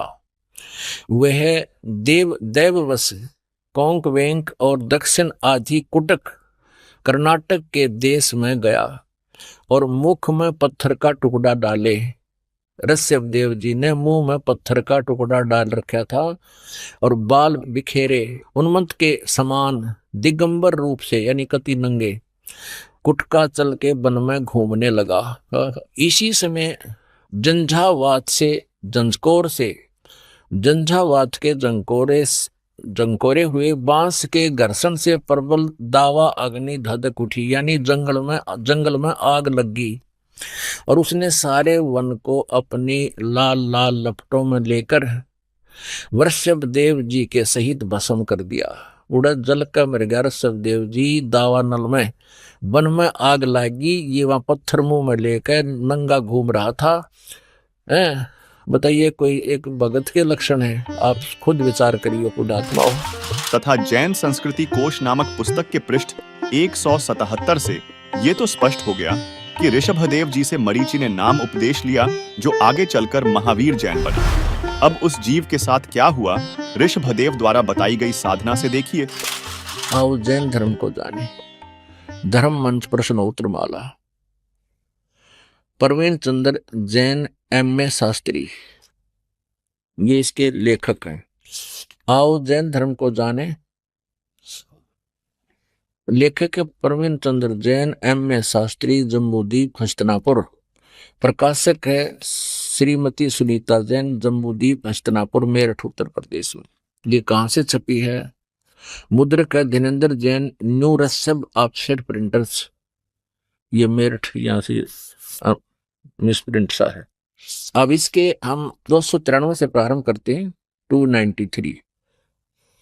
आओ जैन धर्म को जाने, विशेष प्रकरण।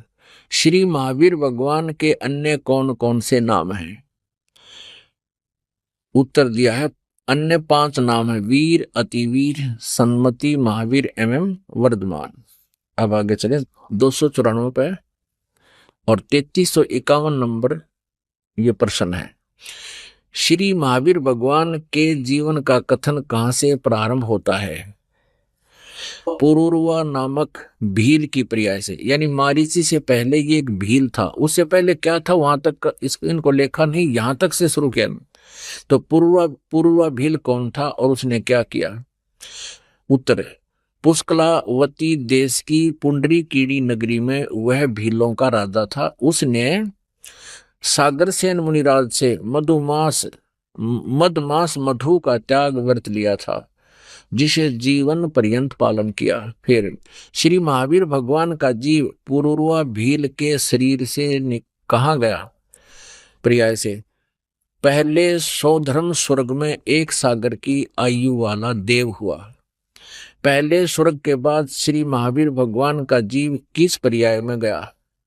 उत्तर, अब उस पहले तो यहां से शुरू किया है ना, एक भील था यो, फिर भील के बाद यो एक स्वर्ग में गया, उसके बाद फिर भरत चक्रवर्ती की रानी अनंतमती से मारीची नामक ज्येष्ठ पुत्र हुआ। ये मारीची वही है ऋषभ देव का पोता, और यही आगे चल के ये जीव महावीर जैन बना पुत्र हुआ। मारीची के शरीर से महावीर भगवान का जीव किस पर्याय को गया? ब्रह्म स्वर्ग में देव हुआ। अब देखो, ऋषभ देव से उपदेश लेकर, उस महान आत्मा से उपदेश लेकर ये स्वर्ग में चला गया, क्योंकि ओम नाम का जाप पहले दिया जाता था, और ओम से ब्रह्म लोक की प्राप्ति होती है। ब्रह्म लोक को होते स्वर्ग लोक, महास्वर्ग, ब्रह्म स्वर्ग को हो। ब्रह्म स्वर्ग के बाद श्री महावीर भगवान का जीव किस पर्याय में गया? अयोध्या नगरी में कपिल ब्राह्मण की काली स्त्री से जटिल नामक पुत्र हुआ। फिर स्वर्ग में गया। फिर सूत्र नामक गांव में अग्निभूत ब्राह्मण की गौतम स्त्री से अग्निशय नामक पुत्र हुआ। फिर स्वर्ग में गया।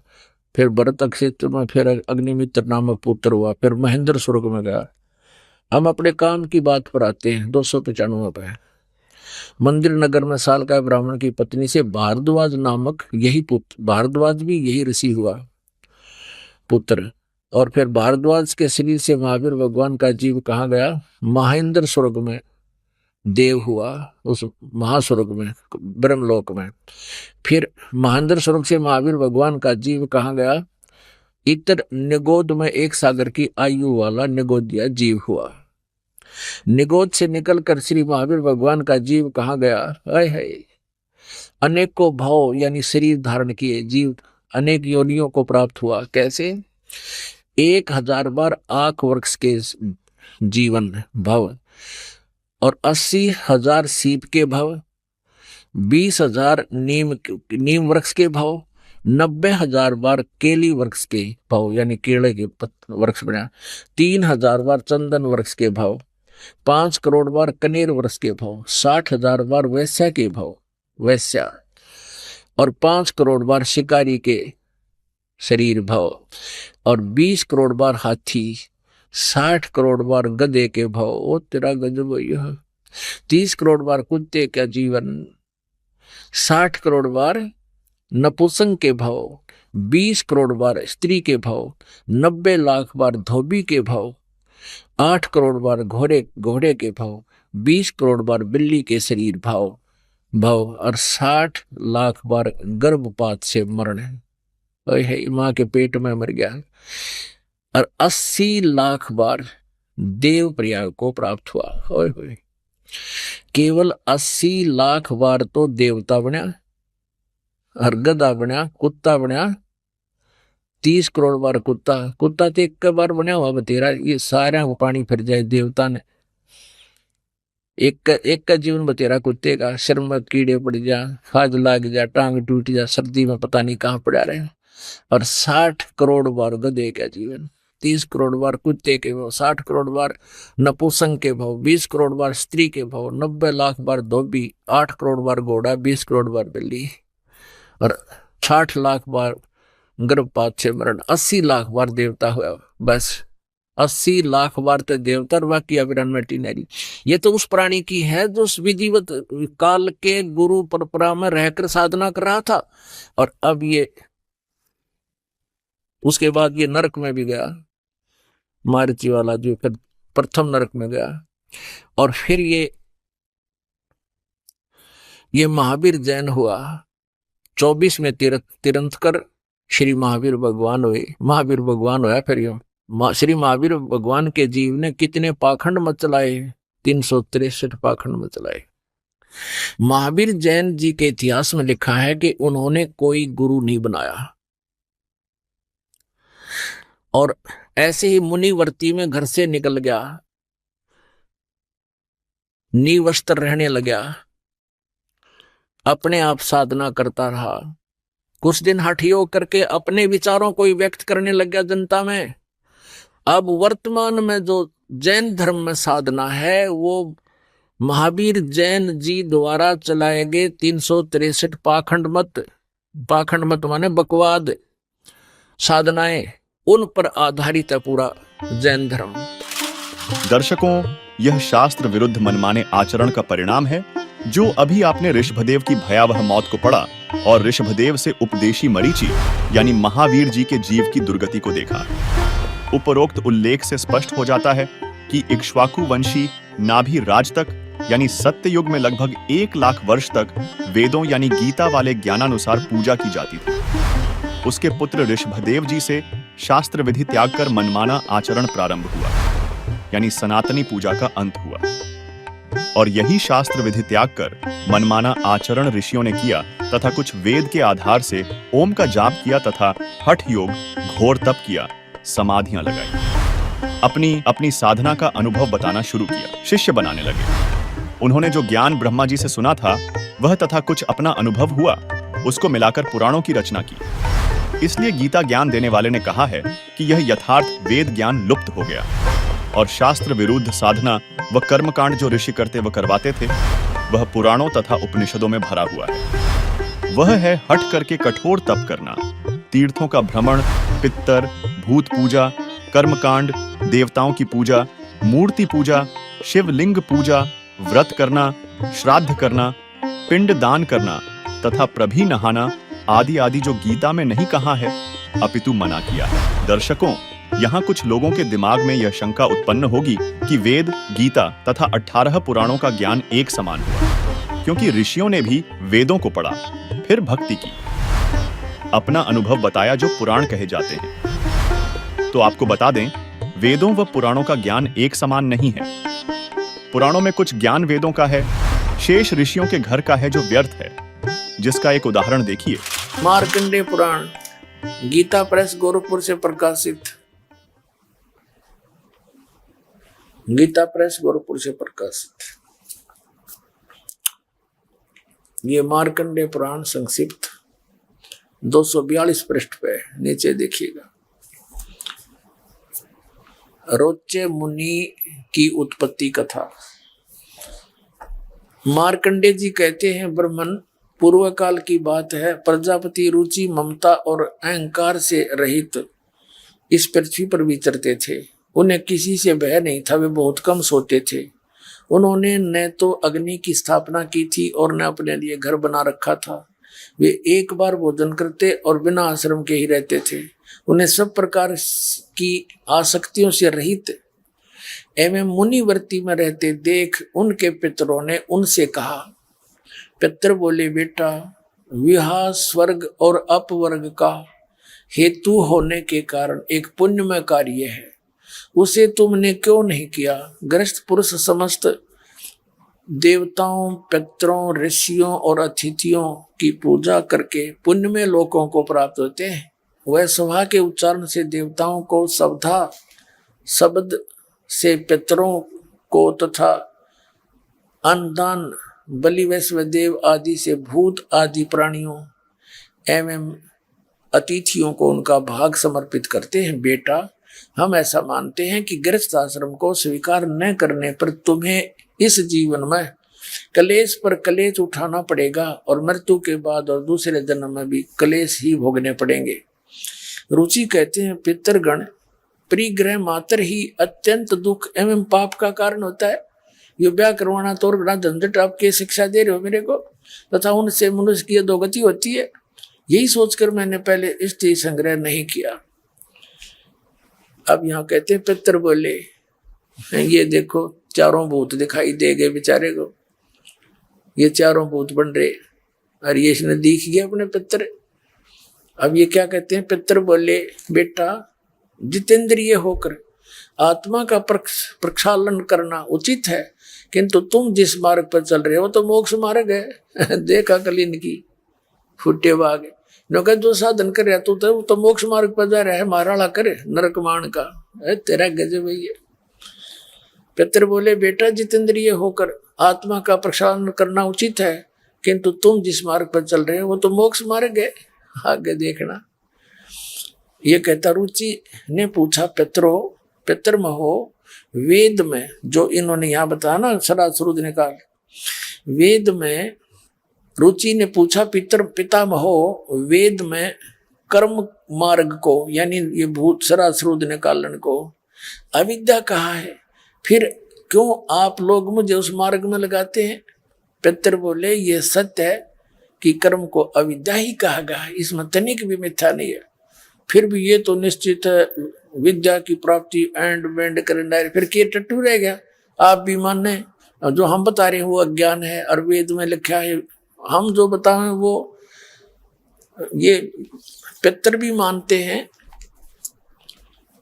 और रुचि भी कह रहा है कि वेदों में ये अविद्या मूर्खों की साधना बताइए, भूत ये पितर सरासरुद निकालना, ये पिंड भरवाना, और वो खुद भी मान रहे कि बेटा ऐसा ही है तो विद्या ही। फिर भी नौका पितर यूं कर देते हैं, पितर ये दे देते हैं, खाक देते थे पितर। और देख इनकी अकल नौके हैं, तू जिसको मार्ग पर लग रहा है ये तो तेरा मोक्ष होने का है, नौका मारा ली कर तू श्राद्ध निकाल और भूत बने।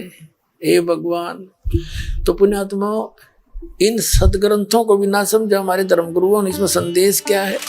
दर्शकों, मार्कंडेय पुराण के इस प्रमाण से स्पष्ट है कि रुचि ऋषि ने तो सही कहा कि कर्मकांड यानी पितर पूजा, भूत पूजा, देव पूजा को वेद में गलत बताया है, और उसके जो पूर्वज मरकर पितर बने थे वे भी ऋषि थे, उन्होंने वेद याद कर रखे थे, वे वेदों को पढ़ते भी थे, इसलिए वे तुरंत मान गए कि वेद में ऐसा ही लिखा है। इसलिए यह जो वेद ज्ञान है यह वेदों से लिया सत्य है, परंतु कर्मकांड ऋषियों के घर का है जो नरक का मार्ग है, यह हमने नहीं करना है।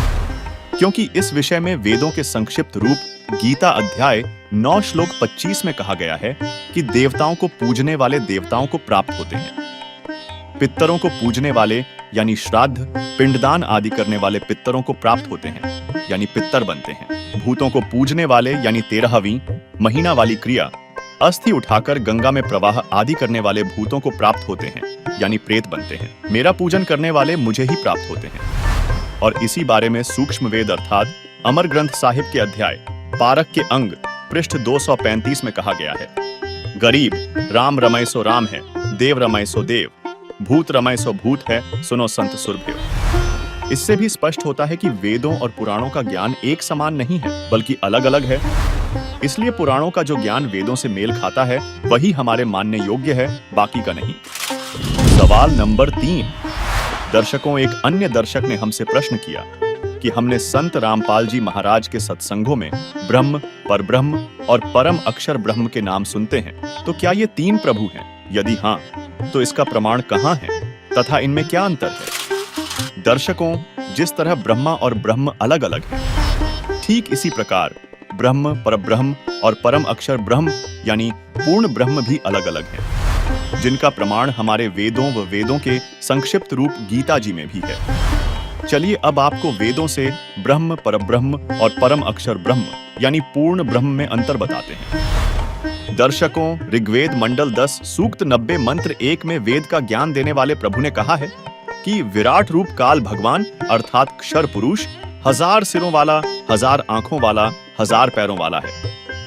वह काल पृथ्वी वाले 21 ब्रह्मांडों को सब ओर से 10 अंगुलियों से अर्थात पूर्ण रूप से काबू किए हुए गोलाकार घेरे में घेर कर इससे बढ़कर अर्थात अपने काल लोक में सबसे न्यारा भी 21वें ब्रह्मांड में रहता है। दर्शकों, ऋग्वेद मंडल 10 सूक्त 90 मंत्र 1 में विराट काल यानी ब्रह्म का वर्णन है, जिसके हजारों हाथ, पैर, हजारों आंखें, कान आदि हैं, जिससे गीता अध्याय 11 श्लोक 46 में अर्जुन ने कहा है कि हे सहस्राबाहु अर्थात 1000 भुजा वाले आप अपने चतुर्भुज रूप में दर्शन दीजिए। वह विराट रूप काल प्रभु अपने आधीन सर्व प्राणियों को पूर्ण काबू करके अर्थात 20 ब्रह्मांडों को गोलाकार परिधि में रोककर स्वयं इनसे अलग 21वें ब्रह्मांड में बैठा है। फिर ऋग्वेद मंडल 10 सूक्त 90 मंत्र 2 में कहा है कि इसी प्रकार कुछ सही तौर पर भगवान है। वह अक्षर पुरुष अर्थात परब्रह्म है और यह जो उत्पन्न हुआ है, जो भविष्य में होगा, सब प्रयत्न से अर्थात मेहनत द्वारा अन्न से विकसित होता है। यह अक्षर पुरुष भी संदेह युक्त मोक्ष का स्वामी है, अर्थात भगवान तो अक्षर पुरुष भी कुछ सही है, परंतु पूर्ण मोक्षदायक नहीं है। दर्शकों, ऋग्वेद मंडल 10 सूक्त 90 मंत्र 2 में परब्रह्म अक्षर पुरुष जो कि 7 शंख ब्रह्मांडों का स्वामी है का विवरण है, जो कुछ भगवान वाले लक्षणों से युक्त है, परंतु इसकी भक्ति से भी पूर्ण मोक्ष नहीं है, क्योंकि यह भी नाशवान है। इसलिए इस मंत्र में इसे संदेह युक्त मुक्तिदाता कहा है। इसे कुछ प्रभु के गुणों युक्त इसलिए कहा है कि यह काल की तरह तप्त शिला पर भून कर नहीं खाता, परंतु इस पर ब्रह्म के लोक में भी प्राणियों को परिश्रम करके कर्माधार पर ही फल प्राप्त होता है तथा अन्न से ही सर्व प्राणियों के शरीर विकसित होते हैं। जन्म तथा मृत्यु का समय भले ही काल क्षर पुरुष के ब्रह्मांडों से अधिक है, परंतु फिर भी उत्पत्ति, प्रलय तथा 84 लाख योनियों में यातना बनी रहती है। अगले मंत्र यानी ऋग्वेद मंडल 10 सूक्त 90 मंत्र 3 में कहा है कि इस अक्षर पुरुष अर्थात परब्रह्म की तो इतनी ही प्रभुता है तथा वह परम अक्षर ब्रह्म अर्थात पूर्ण ब्रह्म परमेश्वर तो इससे भी बड़ा है। समस्त क्षर पुरुष तथा अक्षर पुरुष तथा इनके लोकों में तथा सतलोक तथा इन लोकों में जितने भी प्राणी हैं, इस पूर्ण परमात्मा परम अक्षर पुरुष का एक पैर है, अर्थात एक अंश मात्र है। इस परमेश्वर के 3 दिव्य लोक जैसे सतलोक, अलख लोक, अगम लोक, अविनाशी दूसरा पैर है, अर्थात जो भी सर्व ब्रह्मांडों में उत्पन्न है वह सतपुरुष पूर्ण ब्रह्म का ही अंश है।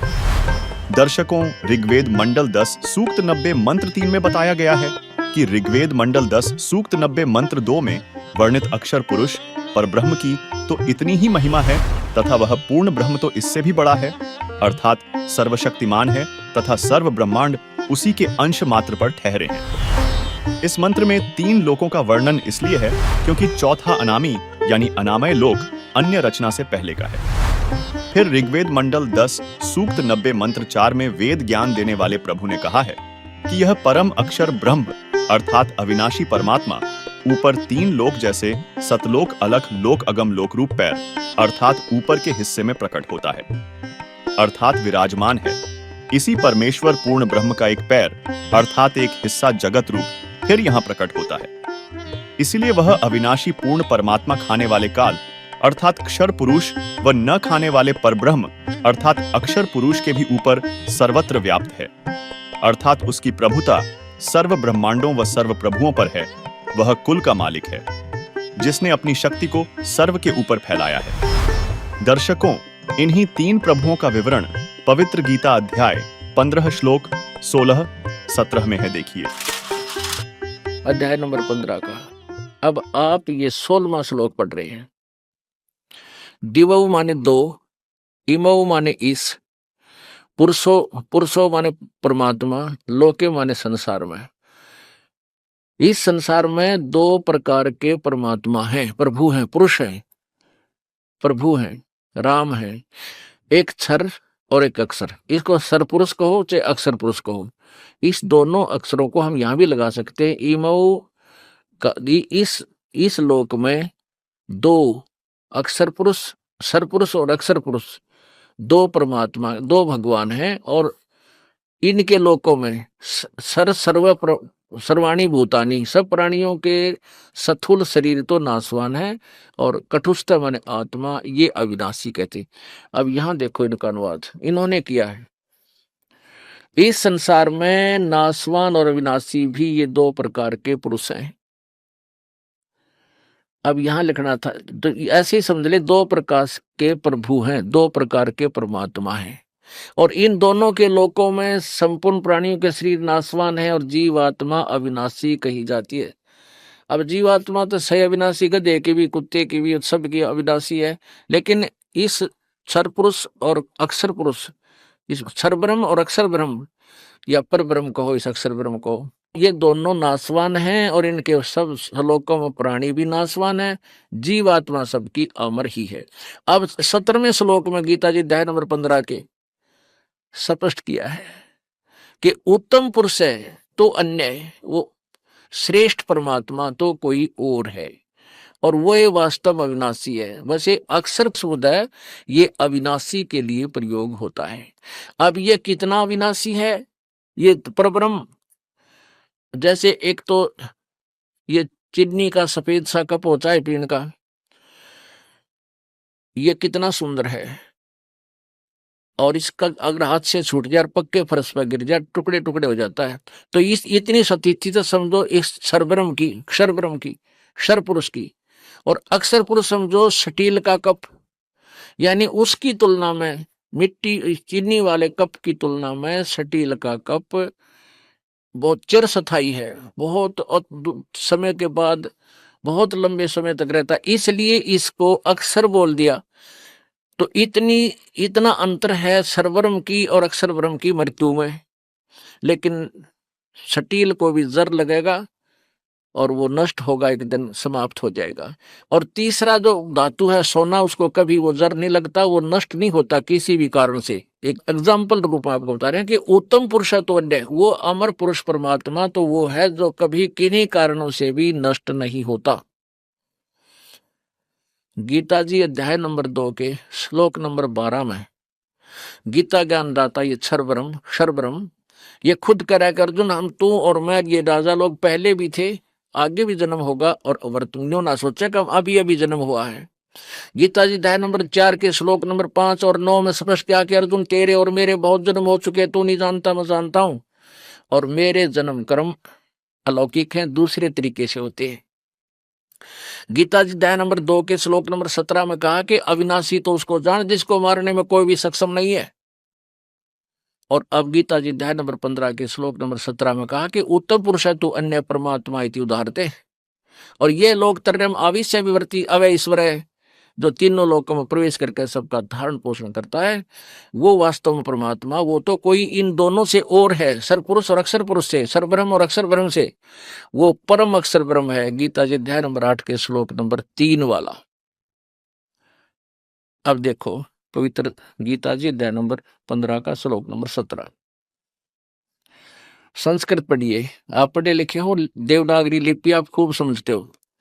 उत्तम पुरुष है तो अन्य परमात्मा इति उदाहरत है, ये लोग तरम आविश्य विवर्ती अवय ईश्वर है। अवय माने अविनाशी। अब देखो अक्षर माने भी अविनाशी है, और यहाँ अवय शब्द लिखा, इसको अभी परब्रह्म को भी, अक्षर पुरुष को भी अविनाशी इसलिए कहा गया कि ये चिरस्थायी है। अभी इनकी आयु बताएंगे आपको कैसे चिरस्थायी है। और ये है उत्तम पुरुष तो अन्य परमात्मा इति उदाहरते, ये लोग तरम आविश्य विवर्ती अवय ईश्वर है। वो जो तीनों लोकों में प्रवेश करके सबका धारण पोषण करता है, वो अविनाशी श्रेष्ठ प्रभु है। ईश्वर माने वैसे तो ईश माने प्रभु, और उनमें श्रेष्ठ परमात्मा है। तो यहाँ वो अवय ईश्वर है, वो अविनाशी परमात्मा है, प्रभु श्रेष्ठ है, और वही तीनों लोकों में प्रवेश करके सबका धारण पोषण करता है। जैसे जड़ से खुराक चलती है, जड़ से आहार चलता है, और पूरे तने को मिलता है, ये देखिए पूरे पेड़ को मिलता है। उत्तम पुरुष तो अन्य, ये देखना अब आएगा। अक्षर पुरुष एक पेड़ है, निरंजन वा की डार, और तीनों देवा शाखा है, ये पात्र संसार। ये है जड़, इस जड़ से आहार यानी पूर्ण परमात्मा से ही सबको शक्ति मिलती है। ये परब्रह्म भी भक्ति करता है, तप करता है, जो परमात्मा से शक्ति लेता है, और ये ज्योति निरंजन भी भक्ति करता है, परमात्मा से ही शक्ति प्राप्त होती है। ब्रह्मा विष्णु महेश भी तप करते हैं, साधनाएं करते हैं, वो भी उसी से फिर आगे इनको शक्ति मिलती हुई आती है। और फिर हम यहाँ पर हैं। तो अक्षर पुरुष एक पेड़ है, निरंजन वाकी डार, तीनों देवा शाखा है, ये पात रूप संसार, ये है वो जड़ पूर्ण परमात्मा जो गुप्त है। और ये तीनों लोकों में प्रवेश करके सबका धारण पोषण, यानी सभी को जड़ से ही खुराक मिलती है, मूल से ही सबको आहार मिलता है, तो ये सब का पालन करता है, ये पूर्ण परमात्मा है, ये परम अक्षर ब्रह्म है, ये कबीर देव है, कबीर साहब है, ये वही परमात्मा है जो बनारस में 120 वर्ष तक जुलाहे की भूमिका करके सहशरीर आए थे, सहशरीर चले गए। अब ये कैसे नासवान है, कैसे अविनाशी है। एक ब्रह्मा की आयु कितनी है, रजगुण ब्रह्मा की, जैसे 4 युग हैं, सतयुग, त्रेता, द्वापर, इन चारों युगों के कुल मिलाकर 43,20,000 वर्ष बनते हैं। और ये चतुर्युग कहलाते हैं, चतुर्युगी। ऐसे ऐसे 1008 चतुर्युग का ब्रह्मा जी का एक दिन और इतनी ही रात्रि, और 30 दिन रात का एक महीना, और 12 महीने का एक वर्ष, ओहो, और 100 वर्ष की ब्रह्मा जी की आयु। उसके बाद ब्रह्मा जी से 7 गुना विष्णु जी की आयु, और विष्णु जी से 7 गुना इस शिव जी की आयु, तमोगुण शंकर भगवान की आयु। और ऐसे 70,000 बार जब तमोगुण शिव मर लेगा, ये काल का पुत्र 70,000 बार ये मर लेगा, तब एक ब्रह्मलोक के अंदर रहने वाला ये सदा शिव रूप में जो काल रहता है, इसकी मृत्यु होगी। और ये एक ब्रह्मांड का विनाश होगा, दुर्गा का विनाश होगा, इस शिव के यानी काल के ही पैरेलल इसी के साथ। और फिर ये सारे प्राणी दूसरे ब्रह्मांड में चले जाएंगे, इसमें प्रलय हो जाएगी पूरा, इसमें कोई प्राणी शेष नहीं रहेगा, ब्रह्मांड समाप्त हो जाए, ये सब नष्ट हो जाएंगे प्राणी यहाँ के।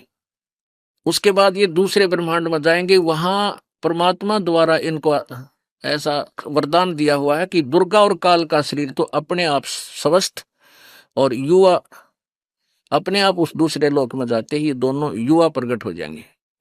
ये परमात्मा कबीर जी ऐसा विधान बना रखा है इसका। अब जैसे ये कहता है ना 4थे अध्याय के मेरे जन्म और क्रम अलौकिक हैं, मैं तुम्हारी तरह माँ से जन्म मेरा नहीं होता, इसलिए मुझे अजम बोलते हैं, लेकिन मेरे दूसरे तरीके से जन्म तो होते हैं, पर दूसरे तरीके से मृत्यु और जन्म मेरी भी होती है, ये ऐसे होता है। तो ये 70,000 बार से एक त्रिलोकीय शिव मर लेगा, तब एक ब्रह्मलोक में रहने वाले काल ब्रह्म की मृत्यु होगी, और वो एक युग होगा अक्षर पुरुष का, इस पर ब्रह्म का।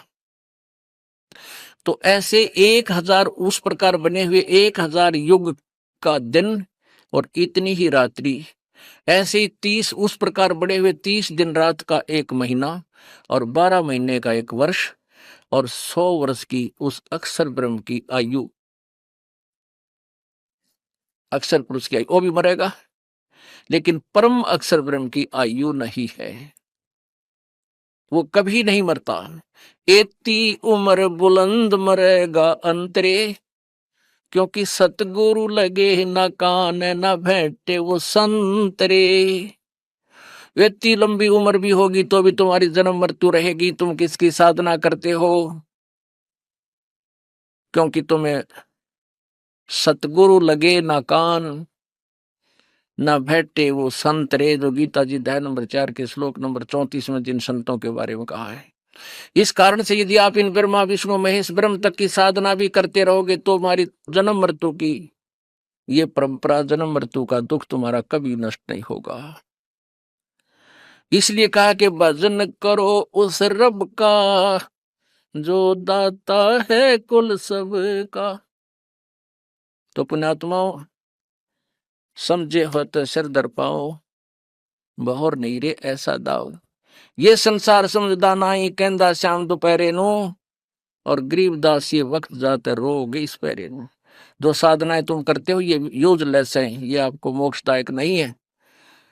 और तुम इन्हीं साधनाओं को श्रेष्ठ मान बैठे हो। ये संसार समझदा नहीं, कहंदा श्याम दोपहरे नो, जून का महीना और ये हरियाणा का अक्षेत्र, और शराब पी के कोई पड़ा कुरडियां पे गली में, और पसीना पसीना बुरा हाल, कुत्ते चाटे उसने, और उसको कोई कह रहा उठ तुझे ठंड में ले चलता हूँ छाया में, वो क्या कहते हैं नहीं मौज हो रही है, रहने दे, यही ठीक हो। तो हम सभी इतने अज्ञान रूप अंधकार के, इस त्रिगुण की मई माया की इस भांग के नशे को हम इतना पी चुके हैं। कबीर ये माया अटपटी सब गटा नड़ी, और किस किस ने समझाऊं या कुएं भांग पड़ी। तो यहाँ बताते हैं समझा है तो सर दर पाओ, बहुर नहीं रे ऐसा दाओ। ये इस काल में भगवान मान बैठे जो तुम्हें मारे काटे बुरा हाल कर रखा है, और अब भी नहीं समझे नहीं लगे इस मार्ग पे, तो कहते इस समय को रोया करोगे याद करके। दर्शकों, ऋग्वेद और गीता जी के इन प्रमाणों से यह भी स्पष्ट हुआ कि ब्रह्म, परब्रह्म और परम अक्षर ब्रह्म यानी पूर्ण ब्रह्म 3 अलग अलग शक्तियां हैं, जिसमें सर्वशक्तिमान परम अक्षर ब्रह्म है जो वास्तव में परमात्मा है, जिसकी हमें भक्ति करनी चाहिए। दर्शकों, इन तीनों प्रभुओं की विस्तृत जानकारी जानने के लिए इसी वीडियो के डिस्क्रिप्शन में दी गई वीडियो लिंक पर क्लिक करके अवश्य देखिए, जिसका टाइटल है संपूर्ण सृष्टि रचना। दर्शकों, अब आपके दिमाग में यह भी प्रश्न खड़ा होगा कि फिर वह परम अक्षर ब्रह्म कौन है? तो आपको बता दें, वह परम अक्षर ब्रह्म कोई और नहीं बल्कि 600 वर्ष पूर्व इस धरातल पर सशरीर प्रकट होकर एक गरीब जुलाहे तथा प्रसिद्ध कवि की भूमिका करने वाले कबीर जी हैं। तो कबीर साहिब जी का नाम सुनकर भी आपको बड़ा आश्चर्य हुआ होगा कि कबीर जी कैसे परम अक्षर ब्रह्म हो सकते हैं। दर्शकों, यही आश्चर्य हिंदू धर्म के धर्मगुरुओं, कथावाचकों, पंडितजनों को भी होता है। उसी से संबंधित देखिए यह वीडियो। दुर्गा ब्रह्म पर ब्रह्म की उत्पत्ति भी नहीं हुई थी। उस समय भी कबीर परमेश्वर विद्यमान थे, जिनका प्रमाण वेदों तथा गीता में भी मिलता है। के सारे प्रश्नों का हम संशय का निवारण करेंगे। अब धैर्य रखो। अब हम चलते हैं गीता जी के 8वें अध्याय के 9वें श्लोक में, जहाँ पे कबीर को परमात्मा बताया। बच्चों सर पंडित जी, कहा जाता है वेदों का निचोड़ गीता है। 8वें अध्याय का निचोड़ गीता है। वेदों का निचोड़ गीता है ना, इनसे वेदों से भी प्रमाण ले लेते हैं। 8वें अध्याय वेदों से भी प्रमाण ले लेते हैं। बिल्कुल बिल्कुल। 8वें अध्याय का 9वां श्लोक निकालिए, फिर आपको बताते हैं। निकालिए। अब देखिए इतने सारे मिल रहे हैं श्लोक, तो जरूरी नहीं कि श्लोक गलत होगा। आप बता दीजिए। तो जैसे हमारे गुरुदेव जी ने बताया है, सरलाद की आपको बताते हैं। आज तक किसी संत ने बताया नहीं परमात्मा कौन है। गीता जी में लिखा हुआ है 8वें अध्याय के 9वें श्लोक में, जो पूर्ण संत होगा ना वो ही बता पाता है परमात्मा कौन है, और किसी को नहीं पता। ये लिखा है कवियम पुराणम। गीता अध्याय 8 श्लोक 9 व 10 में लिखा है। गीता अध्याय 8 श्लोक 9। कविं पुराणं अनुशासितारम् अणोरणीयां समनुस्मरेद्यः सर्वस्य धातारमचिन्त्य रूपम् आदित्यवर्णं तमसः परस्तात्। कबीरदेव अर्थात कबीर परमेश्वर जो कवि रूप में प्रसिद्ध होता है, वह अनादि, सबके नियंता सूक्ष्म से भी अति सूक्ष्म, सबके धारण पोषण करने वाला अचिंत्य स्वरूप सूर्य के सदृश नित्य प्रकाशमान है, जो साधक उस अज्ञान रूप अंधकार से अति परे सच्चिदानंद घन परमेश्वर का स्मरण करता है। गीता अध्याय 8 श्लोक 10। प्रयाण काले मनसाचलेन भक्त्या युक्तो योग बलेन चैव भ्रुवोर्मध्ये प्राणमावेश्य सम्यक् सतं परं पुरुषमुपैति दिव्यम्। वह भक्तियुक्त साधक अंतकाल में नाम के जाप की भक्ति के प्रभाव से भ्रिकुटी के मध्य में प्राण को अच्छी प्रकार स्थापित करके फिर निश्चल मन से अज्ञात दिव्य रूप परम भगवान को ही प्राप्त होता है। ये आप इसमें तो कभी लिखा सर, ये कह रहे हैं आपको थोड़ा सा देखो, आप तो समझा रहे हैं, लेकिन इतनी देर में उन्होंने लिखा है कि कभी लिखा है। जैसे कभी लिखा है, उसके बाद वेदों में आपको बताएंगे, आपको क्लियर करेंगे कंसेप्ट आपका। थोड़ा सा धीरज रखिए, थोड़ा पूरा होने दीजिए, अच्छा लगेगा। गीता का ज्ञान थोड़ा पूरा होने दीजिए आप। अणु अण्यसम, सूक्ष्म से भी सूक्ष्म बात को जानता है। कबीर बता रहे हैं, ये कभी इसमें लिखा हुआ है, इसको डिफाइन कीजिए, कभी क्यों लिखा हुआ है। आप कभी पे आइए, क्योंकि फिर वही फिर वो बोलने लग जाएंगे, फिर चर्चा अधूरी रह जाएगी। तम से ये बात गुप्त है, किसी को पता नहीं, पूरा संत बताएगा। ये अब ये कबीर परमात्मा क्यों है, देखिए वेदों में। पवित्र यजुर्वेद अध्याय 29 मंत्र 25 में लिखा है, आज अर्थात वर्तमान में शरीर रूप महल में दुराचार पूर्वक झूठी पूजा में लीन मननशील व्यक्तियों को लगाई हुई आग अर्थात शास्त्र विधि रहित वर्तमान पूजा जो हानिकारक होती है, अग्नि जलाकर भस्म कर देती है। ऐसे साधक का जीवन शास्त्र विरुद्ध साधना नष्ट कर देती है। उसके स्थान पर देवताओं के देवता पूर्ण परमात्मा सतपुरुष की वास्तविक पूजा है। दयालु जीव का वास्तविक साथी पूर्ण परमात्मा के स्वस्थ ज्ञान अर्थात यथार्थ भक्ति को संदेशवाहक रूप में लेकर आने वाला तथा बोध कराने वाला आप कबीर है। वही संख्या नंबर 822 सामवेद उतार्चिक अध्याय 3 खंड नंबर 5 श्लोक नंबर 8 में लिखा है, सनातन अर्थात अविनाशी कबीर परमेश्वर मानव रूप धारण करके अर्थात गुरु रूप में प्रकट होकर हृदय से चाहने वाले, श्रद्धा से भक्ति करने वाले भक्तात्मा को 3 मंत्र अर्थात नाम उपदेश देकर पवित्र करके जन्म व मृत्यु से रहित करता है तथा उसके प्राण अर्थात जीवन श्वासों को जो संस्कारवश गिनती के डाले हुए होते हैं को अपने भंडार से मित्रता के आधार से पूर्ण रूप से बढ़ाता है, जिस कारण से परमेश्वर के वास्तविक आनंद को अपने आशीर्वाद प्रसाद से प्राप्त करवाता है। कहते हैं जो कबीर साहब को पाने के जो 3 मंत्र हैं वो आपके गुरुजी देते हैं क्या? हाँ देते हैं जी। हमारे गुरुजी 3 स्टेज में सिर्फ एक संत रामपाल जी महाराज जी हैं जो सिर्फ ओम तत् सत तीनों मंत्रों का जाप अपने साधक को देते हैं। कबीर के विषय में थोड़ा डिस्कस करते हैं। अब आगे लिखा है, कबीर गिरपी वो कबीर वाणी में बोलता है, संत सोम संत के रूप में अवश्य सोम अमर परमात्मा होता है। अतिथि रेवन बहुत ऊंचे ऊंचे स्वर में बोलता है, अपने ज्ञान को प्रदर्शित करता है। और कहाँ पे रहता है? राष्ट्रीय स्तूप ऊंचे शासन में ऊपर सचखंड पे सतलोक में बैठा हुआ है परमात्मा। वहाँ से ज्ञान देने के लिए कवि के रूप में यहाँ पे आता है, वो कबीर वाणी के रूप में। इसलिए इसमें कवि लिखा हुआ है। आप समझ आए मेरे? देखिए हाँ, इसमें देखिए बड़ी देर में इन्होंने ये वैसे सही चल रहे थे, इतनी देर से समझा रहे थे, लेकिन हम लोग थोड़ा समझ नहीं पा रहे थे। हम सोच रहे थोड़ा जल्दी बताइए, लेकिन वाकई में गीता वाकई में कोड वर्डों में है पंडित जी। ये तो लेकिन हमें भी नहीं समझ आई बिल्कुल। लेकिन सर अभी जो पहले आप कह रहे थे वो कवि हैं, वो कवि क्या वाकई में? जी मेरे इंपॉर्टेंट है, पूछने की इजाजत दो तो। सर जैसे आप कृष्ण जी को परमात्मा मानते थे, कृष्ण जी तो कोई कविता नहीं लिखी, कोई ज्ञान नहीं दिया क्या? आप ब्रह्मा जी को, शिव जी को या विष्णु को परमात्मा मानते थे, उन्होंने कविताओं के माध्यम से कोई ज्ञान नहीं दिया। इट मीन्स एज पर शास्त्र वो परमात्मा नहीं है। ना दुर्गा माता ने दिया, ना रामचंद्र ने दिया, ना कृष्ण ने दिया। तो ये कविताओं के माध्यम से जो ज्ञान देता है एज पर गीता जी, वो ही पूर्ण परमात्मा होता है। वो अपने बच्चों के लिए ज्ञान को कविताओं के माध्यम से देता। अगर ये परमात्मा होते तो हमें ज्ञान दे के जाते। अगर हमारे पास अधूरा ज्ञान था। आपका कहने का मतलब ये है ना कि हमें ज्ञान पूरा नहीं था। वेदों में बोल रहे हैं आप, वेदों में लिखा है तो वेदों से प्रमाणित करिए। वेद रखे हुए हैं यहाँ पर भी, वेदों से बताइए। मेन जो परमात्मा दीजिए, वेद दिखा दीजिए। जी उन्हें भी चलेगा पता। सही बात कही है आपने, वेदों से भी प्रमाणित कर दीजिए। और दिखाइए गीता जी के अलावा। गीता जी में तो आपने दिखा दिया, हमें गीता जी के अलावा आप वेदों में भी तो होगा लिखा। वेदों में, चारों वेदों में कोई 2-4 आप हमें 1-2 प्रमाण और दीजिए ताकि हमारी एक वेद देख लेते। जब एक वेद में दिखा देंगे तो संतुष्टि होनी चाहिए। बाकी आप लोग अगर देखना चाहें तो देख सकते हैं। हम भी किसी को बताने लायक हो जाएंगे भाई। हम जो है देखिए इसमें प्रमाण देखिए वेद में। इसमें लिखा है, कौन सा वेद दिखाओ इनको, वेद दिखाओ भाई। ऋग्वेद ये बहुत इधर दिखाइए। द्वारा भाषा भाष्य है। ये देखिए ऋग्वेद मंडल है, ये 9 और 10 कट्ठा ही है।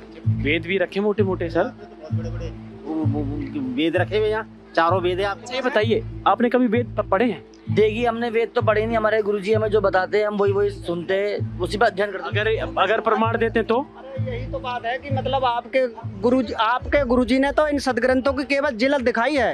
अभी आपने यजुर्वेद और सामवेद में कबीर परमेश्वर का प्रमाण देखा था। आप देखिए ऋग्वेद मंडल 9 सूक्त 96 मंत्र 17 जिसमें लिखा है, शिशुम जज्ञानम हरेयतम मृजंति शुंभंति वहिन मरुतः गणेन कविर गीर्भि काव्येन कविर संत सोमः पवित्राम अत्यति रेभन।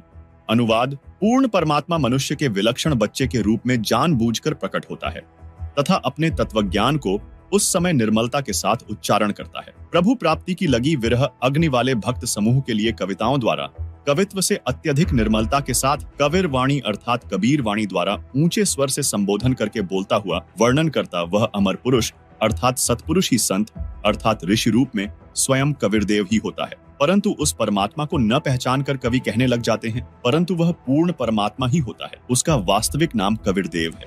यही प्रमाण ऋग्वेद मंडल 9 सूक्त 94 मंत्र 1 में है, जिसका भावार्थ है कि जो सर्वशक्तिमान परमेश्वर है वह कवियन व्रजम न अर्थात कवियों की तरह आचरण करता हुआ पृथ्वी पर विचरण करता है। उसी परमेश्वर के विषय में ऋग्वेद मंडल 9 सूक्त 94 मंत्र 3 में कहा गया है कि जो परमात्मा कवियों की भूमिका करके सत्य भक्ति भाव को परिपूर्ण रूप से प्रदान करता है वह कबीरदेव अर्थात कबीर परमेश्वर है। उसके समान कोई भी शूरवीर नहीं है। सर्व ब्रह्मांडों के प्रभुओं में उसकी शक्ति अर्थात समर्थता का यश है।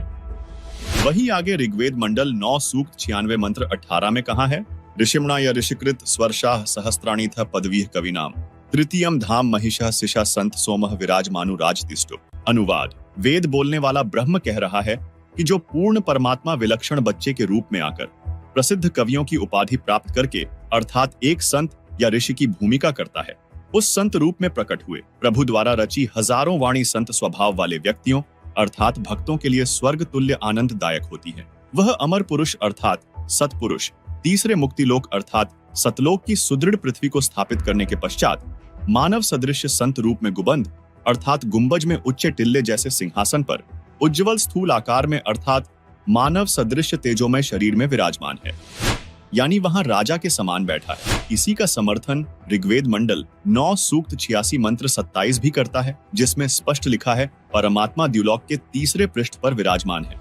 वहीं ऋग्वेद मंडल 9 सूक्त 54 मंत्र 3 में भी स्पष्ट है कि वह अमर परमेश्वर सूर्य के समान सर्व को पवित्र करता हुआ सर्व ब्रह्मांडों के ऊर्ध्व अर्थात ऊपर बैठा है, तथा ऋग्वेद मंडल 9 सूक्त 82 मंत्र 1 में स्पष्ट है कि परमात्मा राजा के समान दर्शनीय है।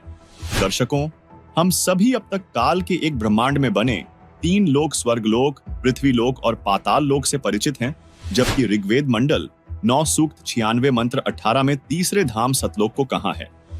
जैसे एक ब्रह्म का लोक जो 21 ब्रह्मांड का क्षेत्र है, दूसरा परब्रह्म का लोक जो 7 संख ब्रह्मांड का क्षेत्र है, तीसरा परम अक्षर ब्रह्म अर्थात पूर्ण ब्रह्म का सतलोक है जो असंख्य ब्रह्मांडों का क्षेत्र है। क्योंकि पूर्ण परमात्मा ने सतलोक में सतपुरुष रूप में विराजमान होकर नीचे के लोकों की रचना की है, इसलिए ऋग्वेद मंडल नंबर 9 सूक्त 96 मंत्र 18 में नीचे के ब्रह्म और परब्रह्म के लोकों की गणना करते हुए तीसरा धाम सतलोक को कहा है। दर्शकों, वेदों के उपरोक्त मंत्रों से स्पष्ट होता है कबीरदेव पूर्ण परमात्मा है, जिसे हम अपनी बोलचाल की भाषा में कबीर साहिब कहते हैं। वह कबीर परमात्मा एक संत रूप में प्रकट होता है और कबीर वाणी अर्थात दोहों लोकोक्तियों के माध्यम से अपना तत्वज्ञान प्रदान करता है, जिससे एक प्रसिद्ध कवि भी कहलाता है, लेकिन वह होता है परमात्मा। एज पर हमारे शास्त्र कबीर परमात्मा। दर्शकों, इसी का प्रमाण देते हुए आदरणीय संत गरीबदास जी महाराज कहते हैं कि जाके अर्ध रूम पर सकल पसारा ऐसा पूर्ण ब्रह्म हमारा, गरीब अनंत कोटि ब्रह्मांड का एक रति नहीं भार। सतगुरु पुरुष कबीर हैं कुल के सृजनहार, गरीब परमेश्वर एक कबीर है दूजा नहीं आधार। दास गरीब सकल सृष्टि का यों ही सृजनहार। इसी का प्रमाण आदरणीय दादू जी देते हैं कि जिन मोको निज नाम दिया सोई सतगुरु हमार, दादू दूसरा कोई नहीं कबीर सृजनहार। इसी से संबंधित नानक जी की वाणी श्री गुरु ग्रंथ साहिब के पृष्ठ 731 पर अंकित है।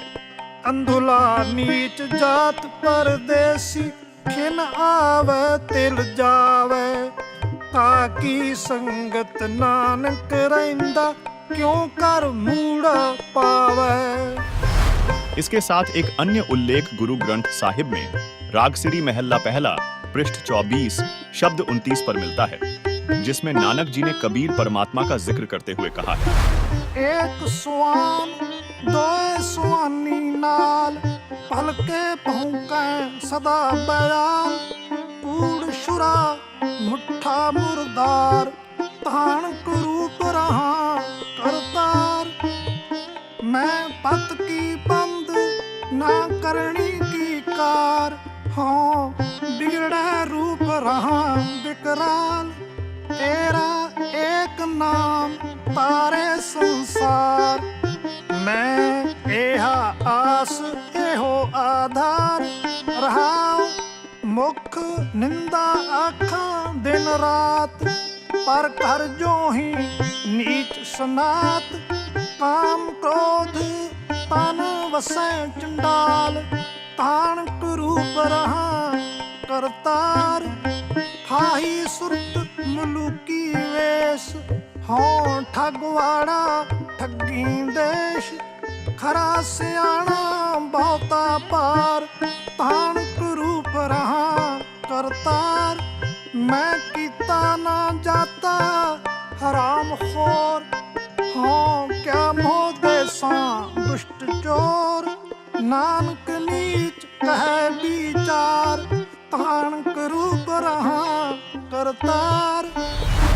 वहीं श्री गुरु ग्रंथ साहिब के राग तिलंग महल्ला पहला पृष्ठ 721 पर नानक जी ने कहा कि यक अर्ज गुफ्तम पेश तो दरगोश उन करतार हका कबीर करीम तू बेऐब परवदगार दुनिया मुकाम फानी तहकीक दिल दानी मम सर मुए अजराइल गिरफ्ता दिल हेच नादानी रहा जान पिसर पदर बिरादरा कस नेस दस्तंगीर आखिर व्यफ्तम कस नदार्द चूशवद तकबीर शब रोज गश्तम दर हवा कर देम बदी ख्याल गाहे नाने की कार करदम मम ई चिनी अहवाल बदबख्त हम चो बखील गाफिल बेनजर बेबाक नानक बगोयद जंतुरा तेरे चाकरा पाखाक। अर्थात हे शब्द स्वरूपी करता अर्थात शब्द से सर्व सृष्टि के रचनहार निर्गुणी संत रूप में आए दयालु सत कबीर आप निर्विकार परमेश्वर हैं। आपके समक्ष अर्थात आपके द्वार पर पूरी तरह जानकर एक हृदय से विशेष प्रार्थना है कि हे महबूब यह संसार रूपी ठिकाना नाशवान है। जीव के शरीर त्यागने के पश्चात अजराइल नामक फरिश्ता यमदूत बेरहमी के साथ पकड़कर ले जाता है। उस समय कोई साथी व्यक्ति जैसे बेटा पिता भाई चारा साथ नहीं देता।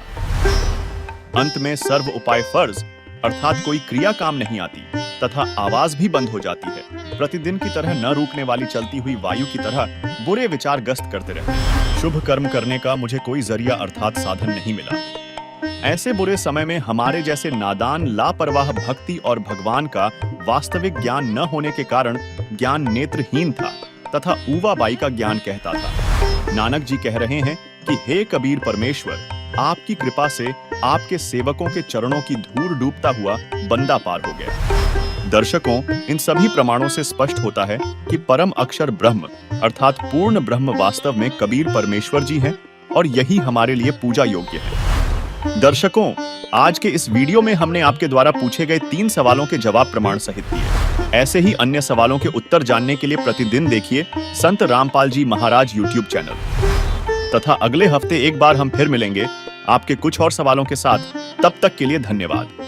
आइए अब हम उन श्रद्धालुओं के अनुभव जानते हैं जो जगत गुरु तत्वदर्शी संत रामपाल जी महाराज जी से दीक्षा प्राप्त कर चुके हैं तथा उनके द्वारा बताए गए भक्ति मार्ग पर चल रहे हैं। नमस्कार दर्शकों, मनुष्य जब अपने पारंपरिक भक्ति साधनाओं को करता है और उन्हें करते हुए भी जब उसे कोई लाभ नहीं मिलता तब वो दरवाजे खटखटाता है अन्य धर्मों के। ऐसी ही कुछ कहानी है कैथल हरियाणा के रहने वाले विनोद जी की। जब विनोद जी को अपनी पारंपरिक भक्ति साधनाओं से लाभ मिलता ना नजर आया तब इन्होंने मस्जिद और गुरुद्वारे के दरवाजे खटखटाए, लेकिन फिर भी इन्हें उससे कोई लाभ नहीं मिला।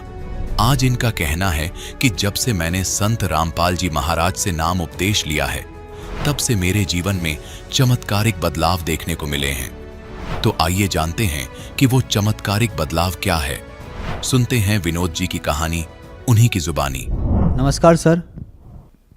सत साहिब जी। सर क्या नाम है आपका? मेरा नाम जी विनोद दास है, मैं कैथल से हूँ। सर संत रामपाल जी महाराज से नाम दीक्षा आपने कब ली?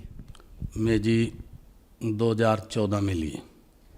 सर संत रामपाल जी महाराज से नाम दीक्षा लेने से पहले क्या आप कोई भक्ति साधना भी करते थे? भक्ति साधना ऐसा करता था जी, मैं बचपन में हनुमान जी का भगत था। पहले मिट्टी की मूर्ति बना के उसकी दीवार में अलमारी में चिपका के सिंदूर वगैरह ऐसा करा करता था। जैसे जैसे मैं बड़ा होता रहा भक्ति में लीन होता रहा। मैं फिर दूर दूर जाने लगा, तीर्थ यात्रा करने लगा। कभी मथुरा जी जाता था, कभी गोवर्धन पर्वत पे इधर यात्रा करने जाता था, इधर मेहंदीपुर बालाजी जाया करता था, इधर खाटू श्याम जाया करता था। इधर मैंने 8-9 देवी हिमाचल में, वैष्णो देवी कांगड़ा जी, ज्वाला जी, चिंतपूर्णी, गुरु गोरखनाथ जी, मनसा देवी, इधर मैंने बहुत यात्रा करी। यात्रा करते करते मैं फिर गुरुद्वारों में भी जाने लग गया। जैसे जैसे बड़ा होता रहा, गुरुद्वारे के बाद मैं ईसाइयों के यहाँ गिरजाघरों में भी जाया करता था, उनका भी प्रचार सुनता था। ऐसे फिर मैं पीर पैगंबरों पे भी जाने लग गया। जैसे जैसे बड़ा होता रहा, शुरू में तो मेरे काम धंधे ठीक थे, बाद में काम धंधे मेरे जवाब देने लग गए। जाते जाते मेरे को फिर बहुत उम्र होगी और काम धंधा कहीं बना नहीं। पहले से मेरे को फिर हानियाँ होने लग गई थी मेरे शरीर में। अब मैं देखता, जहाँ भी मत्था टेकता, कभी जाता तीर्थ स्नान पे, तो मैं सोचता भी मेरी बीमारी तो शरीर की बढ़ने लग रही है। मेरे शरीर के जोड़ दर्द, ऐसे ये जो अंग हैं ये अलग अलग हो गए, ऐसे हिलने लग गए थे जगह जगह। मेरे पैर भी दुखने लग गए थे। जब ज़मीन पे पैर रखते तो ऐसे पैर कच्चे हो चुके थे, तो ऐसे लिगड़ती, हाय इधर से दुख रहा, उधर से दुख रहा।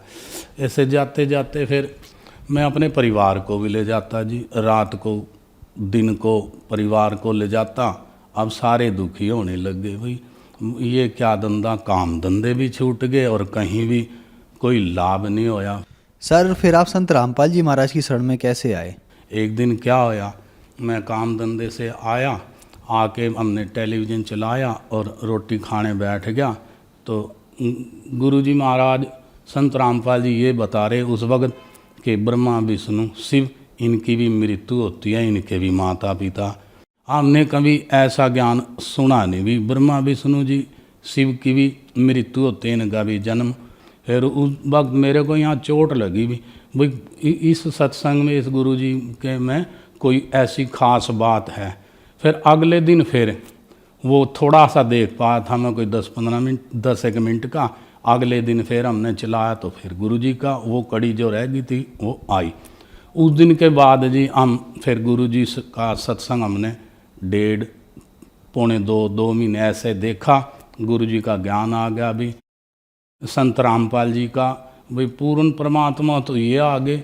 और हम टेलीविज़न पे गुरुओं की जांच कर रहे हैं भी कौन सा गुरु अच्छा है, किसका ज्ञान अच्छा है। तो जब परमात्मा का हमारे को ज्ञान होया, संत रामपाल जी पूर्ण परमात्मा आ चुके। और कई हमने ऐसे सत्संग देखे जिनमें मुर्दों को जीवित परमात्मा करते हैं, और ऐसी ऐसी बीमारियां जो जिनका इलाज अस्पताल में कहीं भी नहीं, वो परमात्मा से, संत रामपाल जी से नाम लेके ठीक होने लग गए हैं। तो फिर एक दिन हम गुरु जी की शरण में चले गए, संत रामपाल जी की शरण में।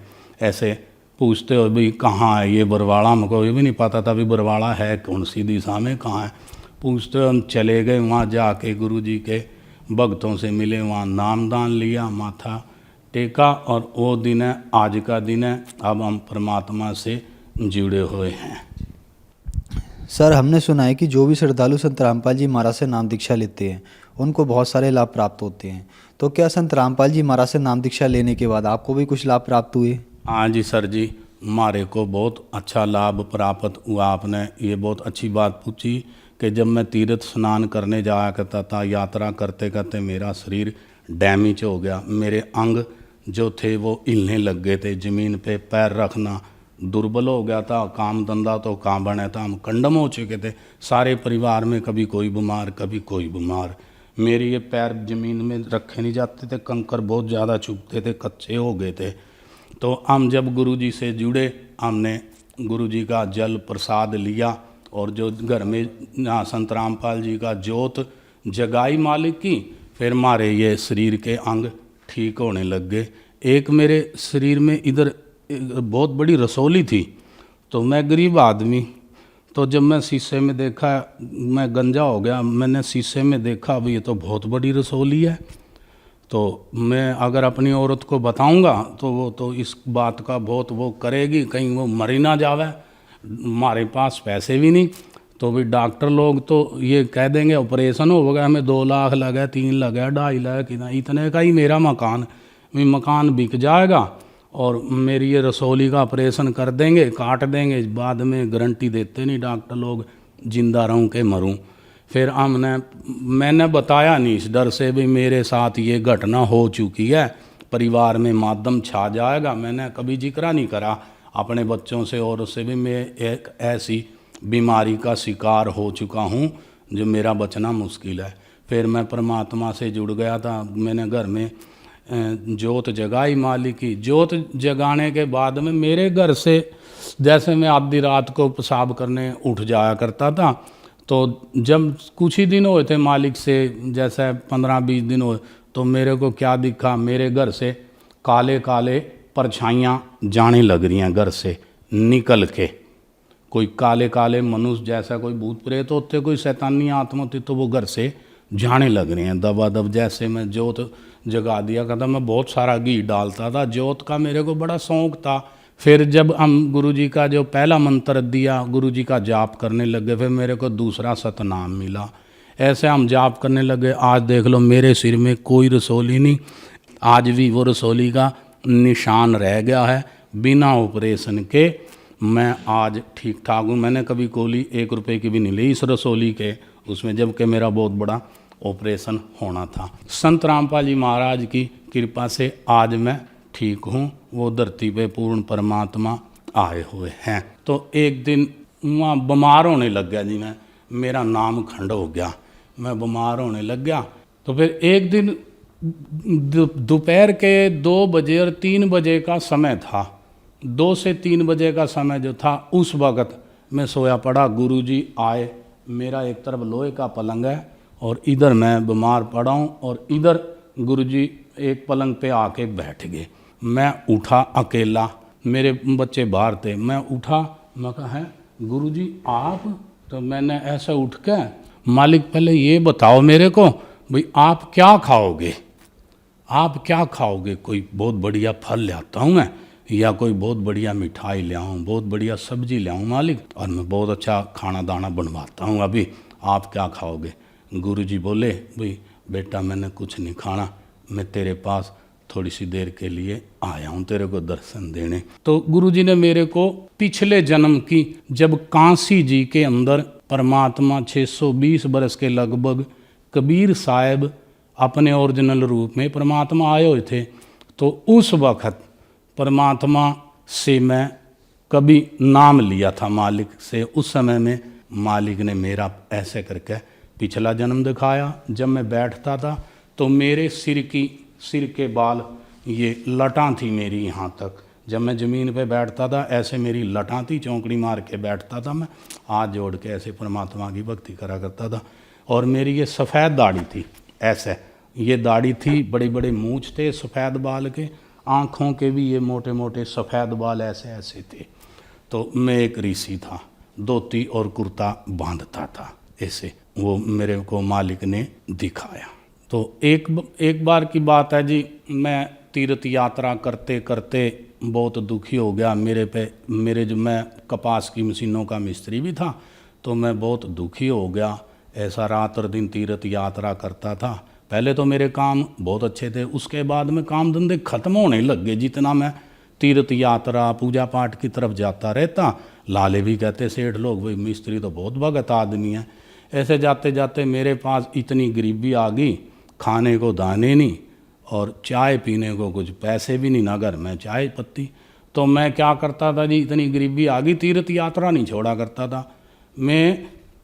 बिना मीठे के, बिना दूध के, मेरी लड़की वो कहती पापा चाय, मैं कहा बेटे देखना तो पैसे अगर आज उधार ले लेंगे फिर कल को देने पड़ेंगे, कल नहीं हफ्ते 10 दिन बाद फिर मांगेगा देने पड़े। तो ऐसा कर बेटे, चाय की पत्ती उबाल कर वही पी लेंगे ठंडी करके। तो ऐसे करके हम चाय बिना मीठा, बिना दूध के, पत्ती के हम चाय पिया करते थे। मैं देवताओं के तीर्थ स्नान करने जाता था, मेरे को ना कोई पैसे की लाभ होया और ना ही कोई मेरा काम धंधा बना, बल्कि जिनसे मैंने पैसे टके लेने थे वो भी मेरे पैसे टके मार गए। मेरे को नुकसान के अलावा और कुछ नहीं होया। अब मैं परमात्मा से जुड़ा हूँ तो मेरे बच्चे भी काम धंधा करने लग गए हैं थोड़ा बहुत, मेरा भी काम धंधे की स्थिति ठीक हो गई है। ऐसे करके आज मैं बिल्कुल स्वस्थ हूँ, अच्छा हूँ, अपने परिवार को ठीक ठाक से चला रहा हूँ। मैं जी संत रामपाल जी पूर्ण परमात्मा की नाम लेने के बाद में उनकी कृपा से आज मैं बिल्कुल ठीक ठाक हूँ, ना मेरे को कोई रोग है ना कोई बीमारी है, और घर का भी पालन पोषण ठीक ठाक से चल रहा है। और लाभ जी ऐसा है कि मेरा लड़का है वो मंजी पे पड़ा था, मंजी पे पड़ा रहता था। अब डॉक्टरों को दिखाते, डॉक्टरों के बड़े बड़े अस्पताल में चक्कर मारने पड़ते हैं, मिलता जाता कुछ नहीं, गोलियां कुछ दे देते हैं और बीमारी कोई है दवाई कोई। अब खाए गए बच्चा मेरा मंजे पे पड़ चुका था, मोहल्ले में सबको पता है। उसकी पागलों जैसी हरकत हो गई थी, शरीर हो गया था और डैमेज हो गया था, सारे अंग शरीर दुख गए थे। क्योंकि मैं परिवार को खींचता था, भाई चलो भाई तीर्थ यात्रा करते हैं, आज गोगा जी जाएंगे, आज रामदेवरा जाएंगे, है जी, आज मेहंदीपुर बालाजी, खाटू श्याम, इधर में जाता रहता था। और जब परमात्मा से मैं जुड़ा, उनसे भक्ति ली, मैंने बच्चों को नामदान दवाया। आज मेरा बच्चा जो मंजे पे पड़ा था, आज मेरा लड़का करीब 24-25 साल का है और वो मंजे पे पड़ा रहता था। चलना फिरना मोहताज, उसकी याददाश्त भी ख़त्म हो चुकी थी, बिल्कुल बावड़ा सा हो चुका था, अंग दुखते थे, ये गोड्डे के जोड़ ढकने अलग हो चुके थे ऐसे ऐसे। एक बार दिखाने लगा तो दोनों जोड़ ऐसे ऊपर की जो ढक्कन होते हैं गोड्डे के, वह ऐसे ऐसे हिला रहा वो जो मालिश करने वाला, वो कह रहा है ये तो ढक्कन तो इसके अलग हो रहे हैं, ये क्या हो गया भाई। वहाँ भी ऐसा कुछ खाया भी नहीं, कुछ करा भी नहीं, वो दवाएँ ले लेते हैं। कभी तेल ताल मलस दे रहो, दो मेरे बस का तो है नहीं, कोई डॉक्टरों को दिखाओ। फिर हम कुछ दिन बाद गुरुजी से नाम लिया, मेरा बच्चा ठीक हो, गुरुजी से हमने प्रार्थना लगाई, गुरुजी से एक बार नाम दिलवाया।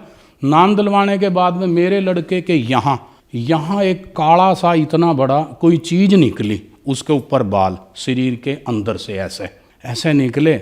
संत रामपाल जी के वहाँ लेके गया जी, वो पूर्ण परमात्मा धरती पे आए हैं। तो मैं लाइन में लगा के ले गया। गुरुजी ऐसे आशीर्वाद देते हैं सबके ऊपर, ऐसे बेटा भक्ति करना ऐसे चलते रहते हैं, हम ऐसे सिर कर लेते हैं। तो मेरे बच्चे के सिर पे गुरुजी ने हाथ रखा, मैं गुरुजी मेरी प्रार्थना, बोले वहीं रुक गए, कोई बोलो भगत जी। तो मैं कहा मालिक ऐसा है, अभी हम नाम लेके गए हैं, कोई 15-20 दिन हुए हैं और इसके शरीर में से यहाँ से ये निकल गया। और मेरे बच्चे कहते हैं भाई ये तो पागल हो गया। मैं कहा बेटा अगर ये पागल हो गया बच्चा तो मैं तो मकान बेच दूंगा, फिर मैं अस्पताल में पैसे लगा दूंगा, किराए पे फिरना। तो मैं कहा गुरुजी ये लिकड़ गया। गुरुजी ने क्या दिखाओ कहाँ है। मैंने पहले ही पैंट नीचे कर रखी थी, कमीज ऊपर कर दी। मैं कहा गुरुजी यहाँ ये इतना बड़ा निकल गया। और ऐसे गुरुजी ने हाथ फेरा, ऐसे करके हाथ फेरा, कह जाओ बेटा ठीक हो जाएगा। सिर पे हाथ फेरा, बोले भक्ति करिए बेटा, जा ठीक हो जाएगा। हम आश्रम से बाहर आए हैं, वो मैं देखता हूँ कहाँ गया। मैं कहा दिखाइए बेटा। वो देखा तो वो सिर्फ एक काला सा निशान रह गया, वो तो अंदर ही चला गया जो भी सौदा था, जिसको देखते मेरे शरीर के बाल खड़े हो जाते। आज भी याद करता हूँ। सर, संत रामपाल जी महाराज से नाम दीक्षा लेने के बाद आपको बहुत सारे लाभ मिले। यहाँ एक विचारणीय विषय ये है हमारे दर्शकों में कि आपने बताया कि आपने चारों धाम की यात्रा गई, आपने इतने तीर्थ किए कि बताना भी बहुत यहाँ मुश्किल हो जाएगा। मैं सारे दिन में बता नहीं सकता। आपको और आपके बच्चों को और आपकी पत्नी को इतने तीर्थ किए कि आप लोगों का शरीर भी खराब हो गया तीर्थ करते करते। लेकिन उन सारे तीर्थों करके आपको लाभ नहीं मिला, लेकिन आप संत रामपाल जी महाराज की शरण में आए, आपको बहुत सारे लाभ मिले। तो यहाँ विचारणीय विषय ये है कि इतने सारे तीर्थ करने के बाद भी वहाँ आपको लाभ नहीं मिलता है और फिर आप लोग संत रामपाल जी महाराज की शरण में जाते हैं, उनको लाभ मिल जाता है। इसके पीछे क्या कारण है? संत रामपाल जी जो आपको मंत्र देते हैं, भक्ति देते हैं, वेद शास्त्रों के अनुसार जो वेद शास्त्रों में लिखा हुआ है मंत्र, उनको जाप करने से हमारे को लाभ होते हैं। और ये संत रामपाल जी पूर्ण परमात्मा कबीर साहब का अवतार आ चुके हैं। ऐसा आप सब संत महात्माओं से मेरी हाथ जोड़ के प्रार्थना है कि आप भी इनका सत्संग देखें, संत रामपाल जी का, उनके मंत्र जाप करने से तब आपको लाभ मिलेगा। हाँ, बीमारियां दूर होंगी, आपकी उम्र भी बढ़ेगी। जैसे मेरी बीमारी खत्म होगी, मैंने कोई दवाई नहीं ली, आज मेरी ये रसोली बिल्कुल ठीक है और मैं काम धंधा करता हूँ। ये देखो बिल्कुल सब सही है मेरा। संत रामपाल जी की कृपा से ये पूर्ण परमात्मा आया है। सर संत रामपाल जी महाराज से कैसे जुड़ सकते हैं? कोई भी भक्त आत्मा या कोई संत ऋषि गुरु कोई भी जुड़ना चाहता है, सबसे पहले आपको टेलीविजन पे संत रामपाल जी का सत्संग सुनना जरूरी है। जब आपको ज्ञान होगा तब आप परमात्मा से नाम ले लें। ये पूर्ण परमात्मा कबीर साहब आए हुए हैं संत रामपाल जी के चोले में। धन्यवाद सर। धन्यवाद।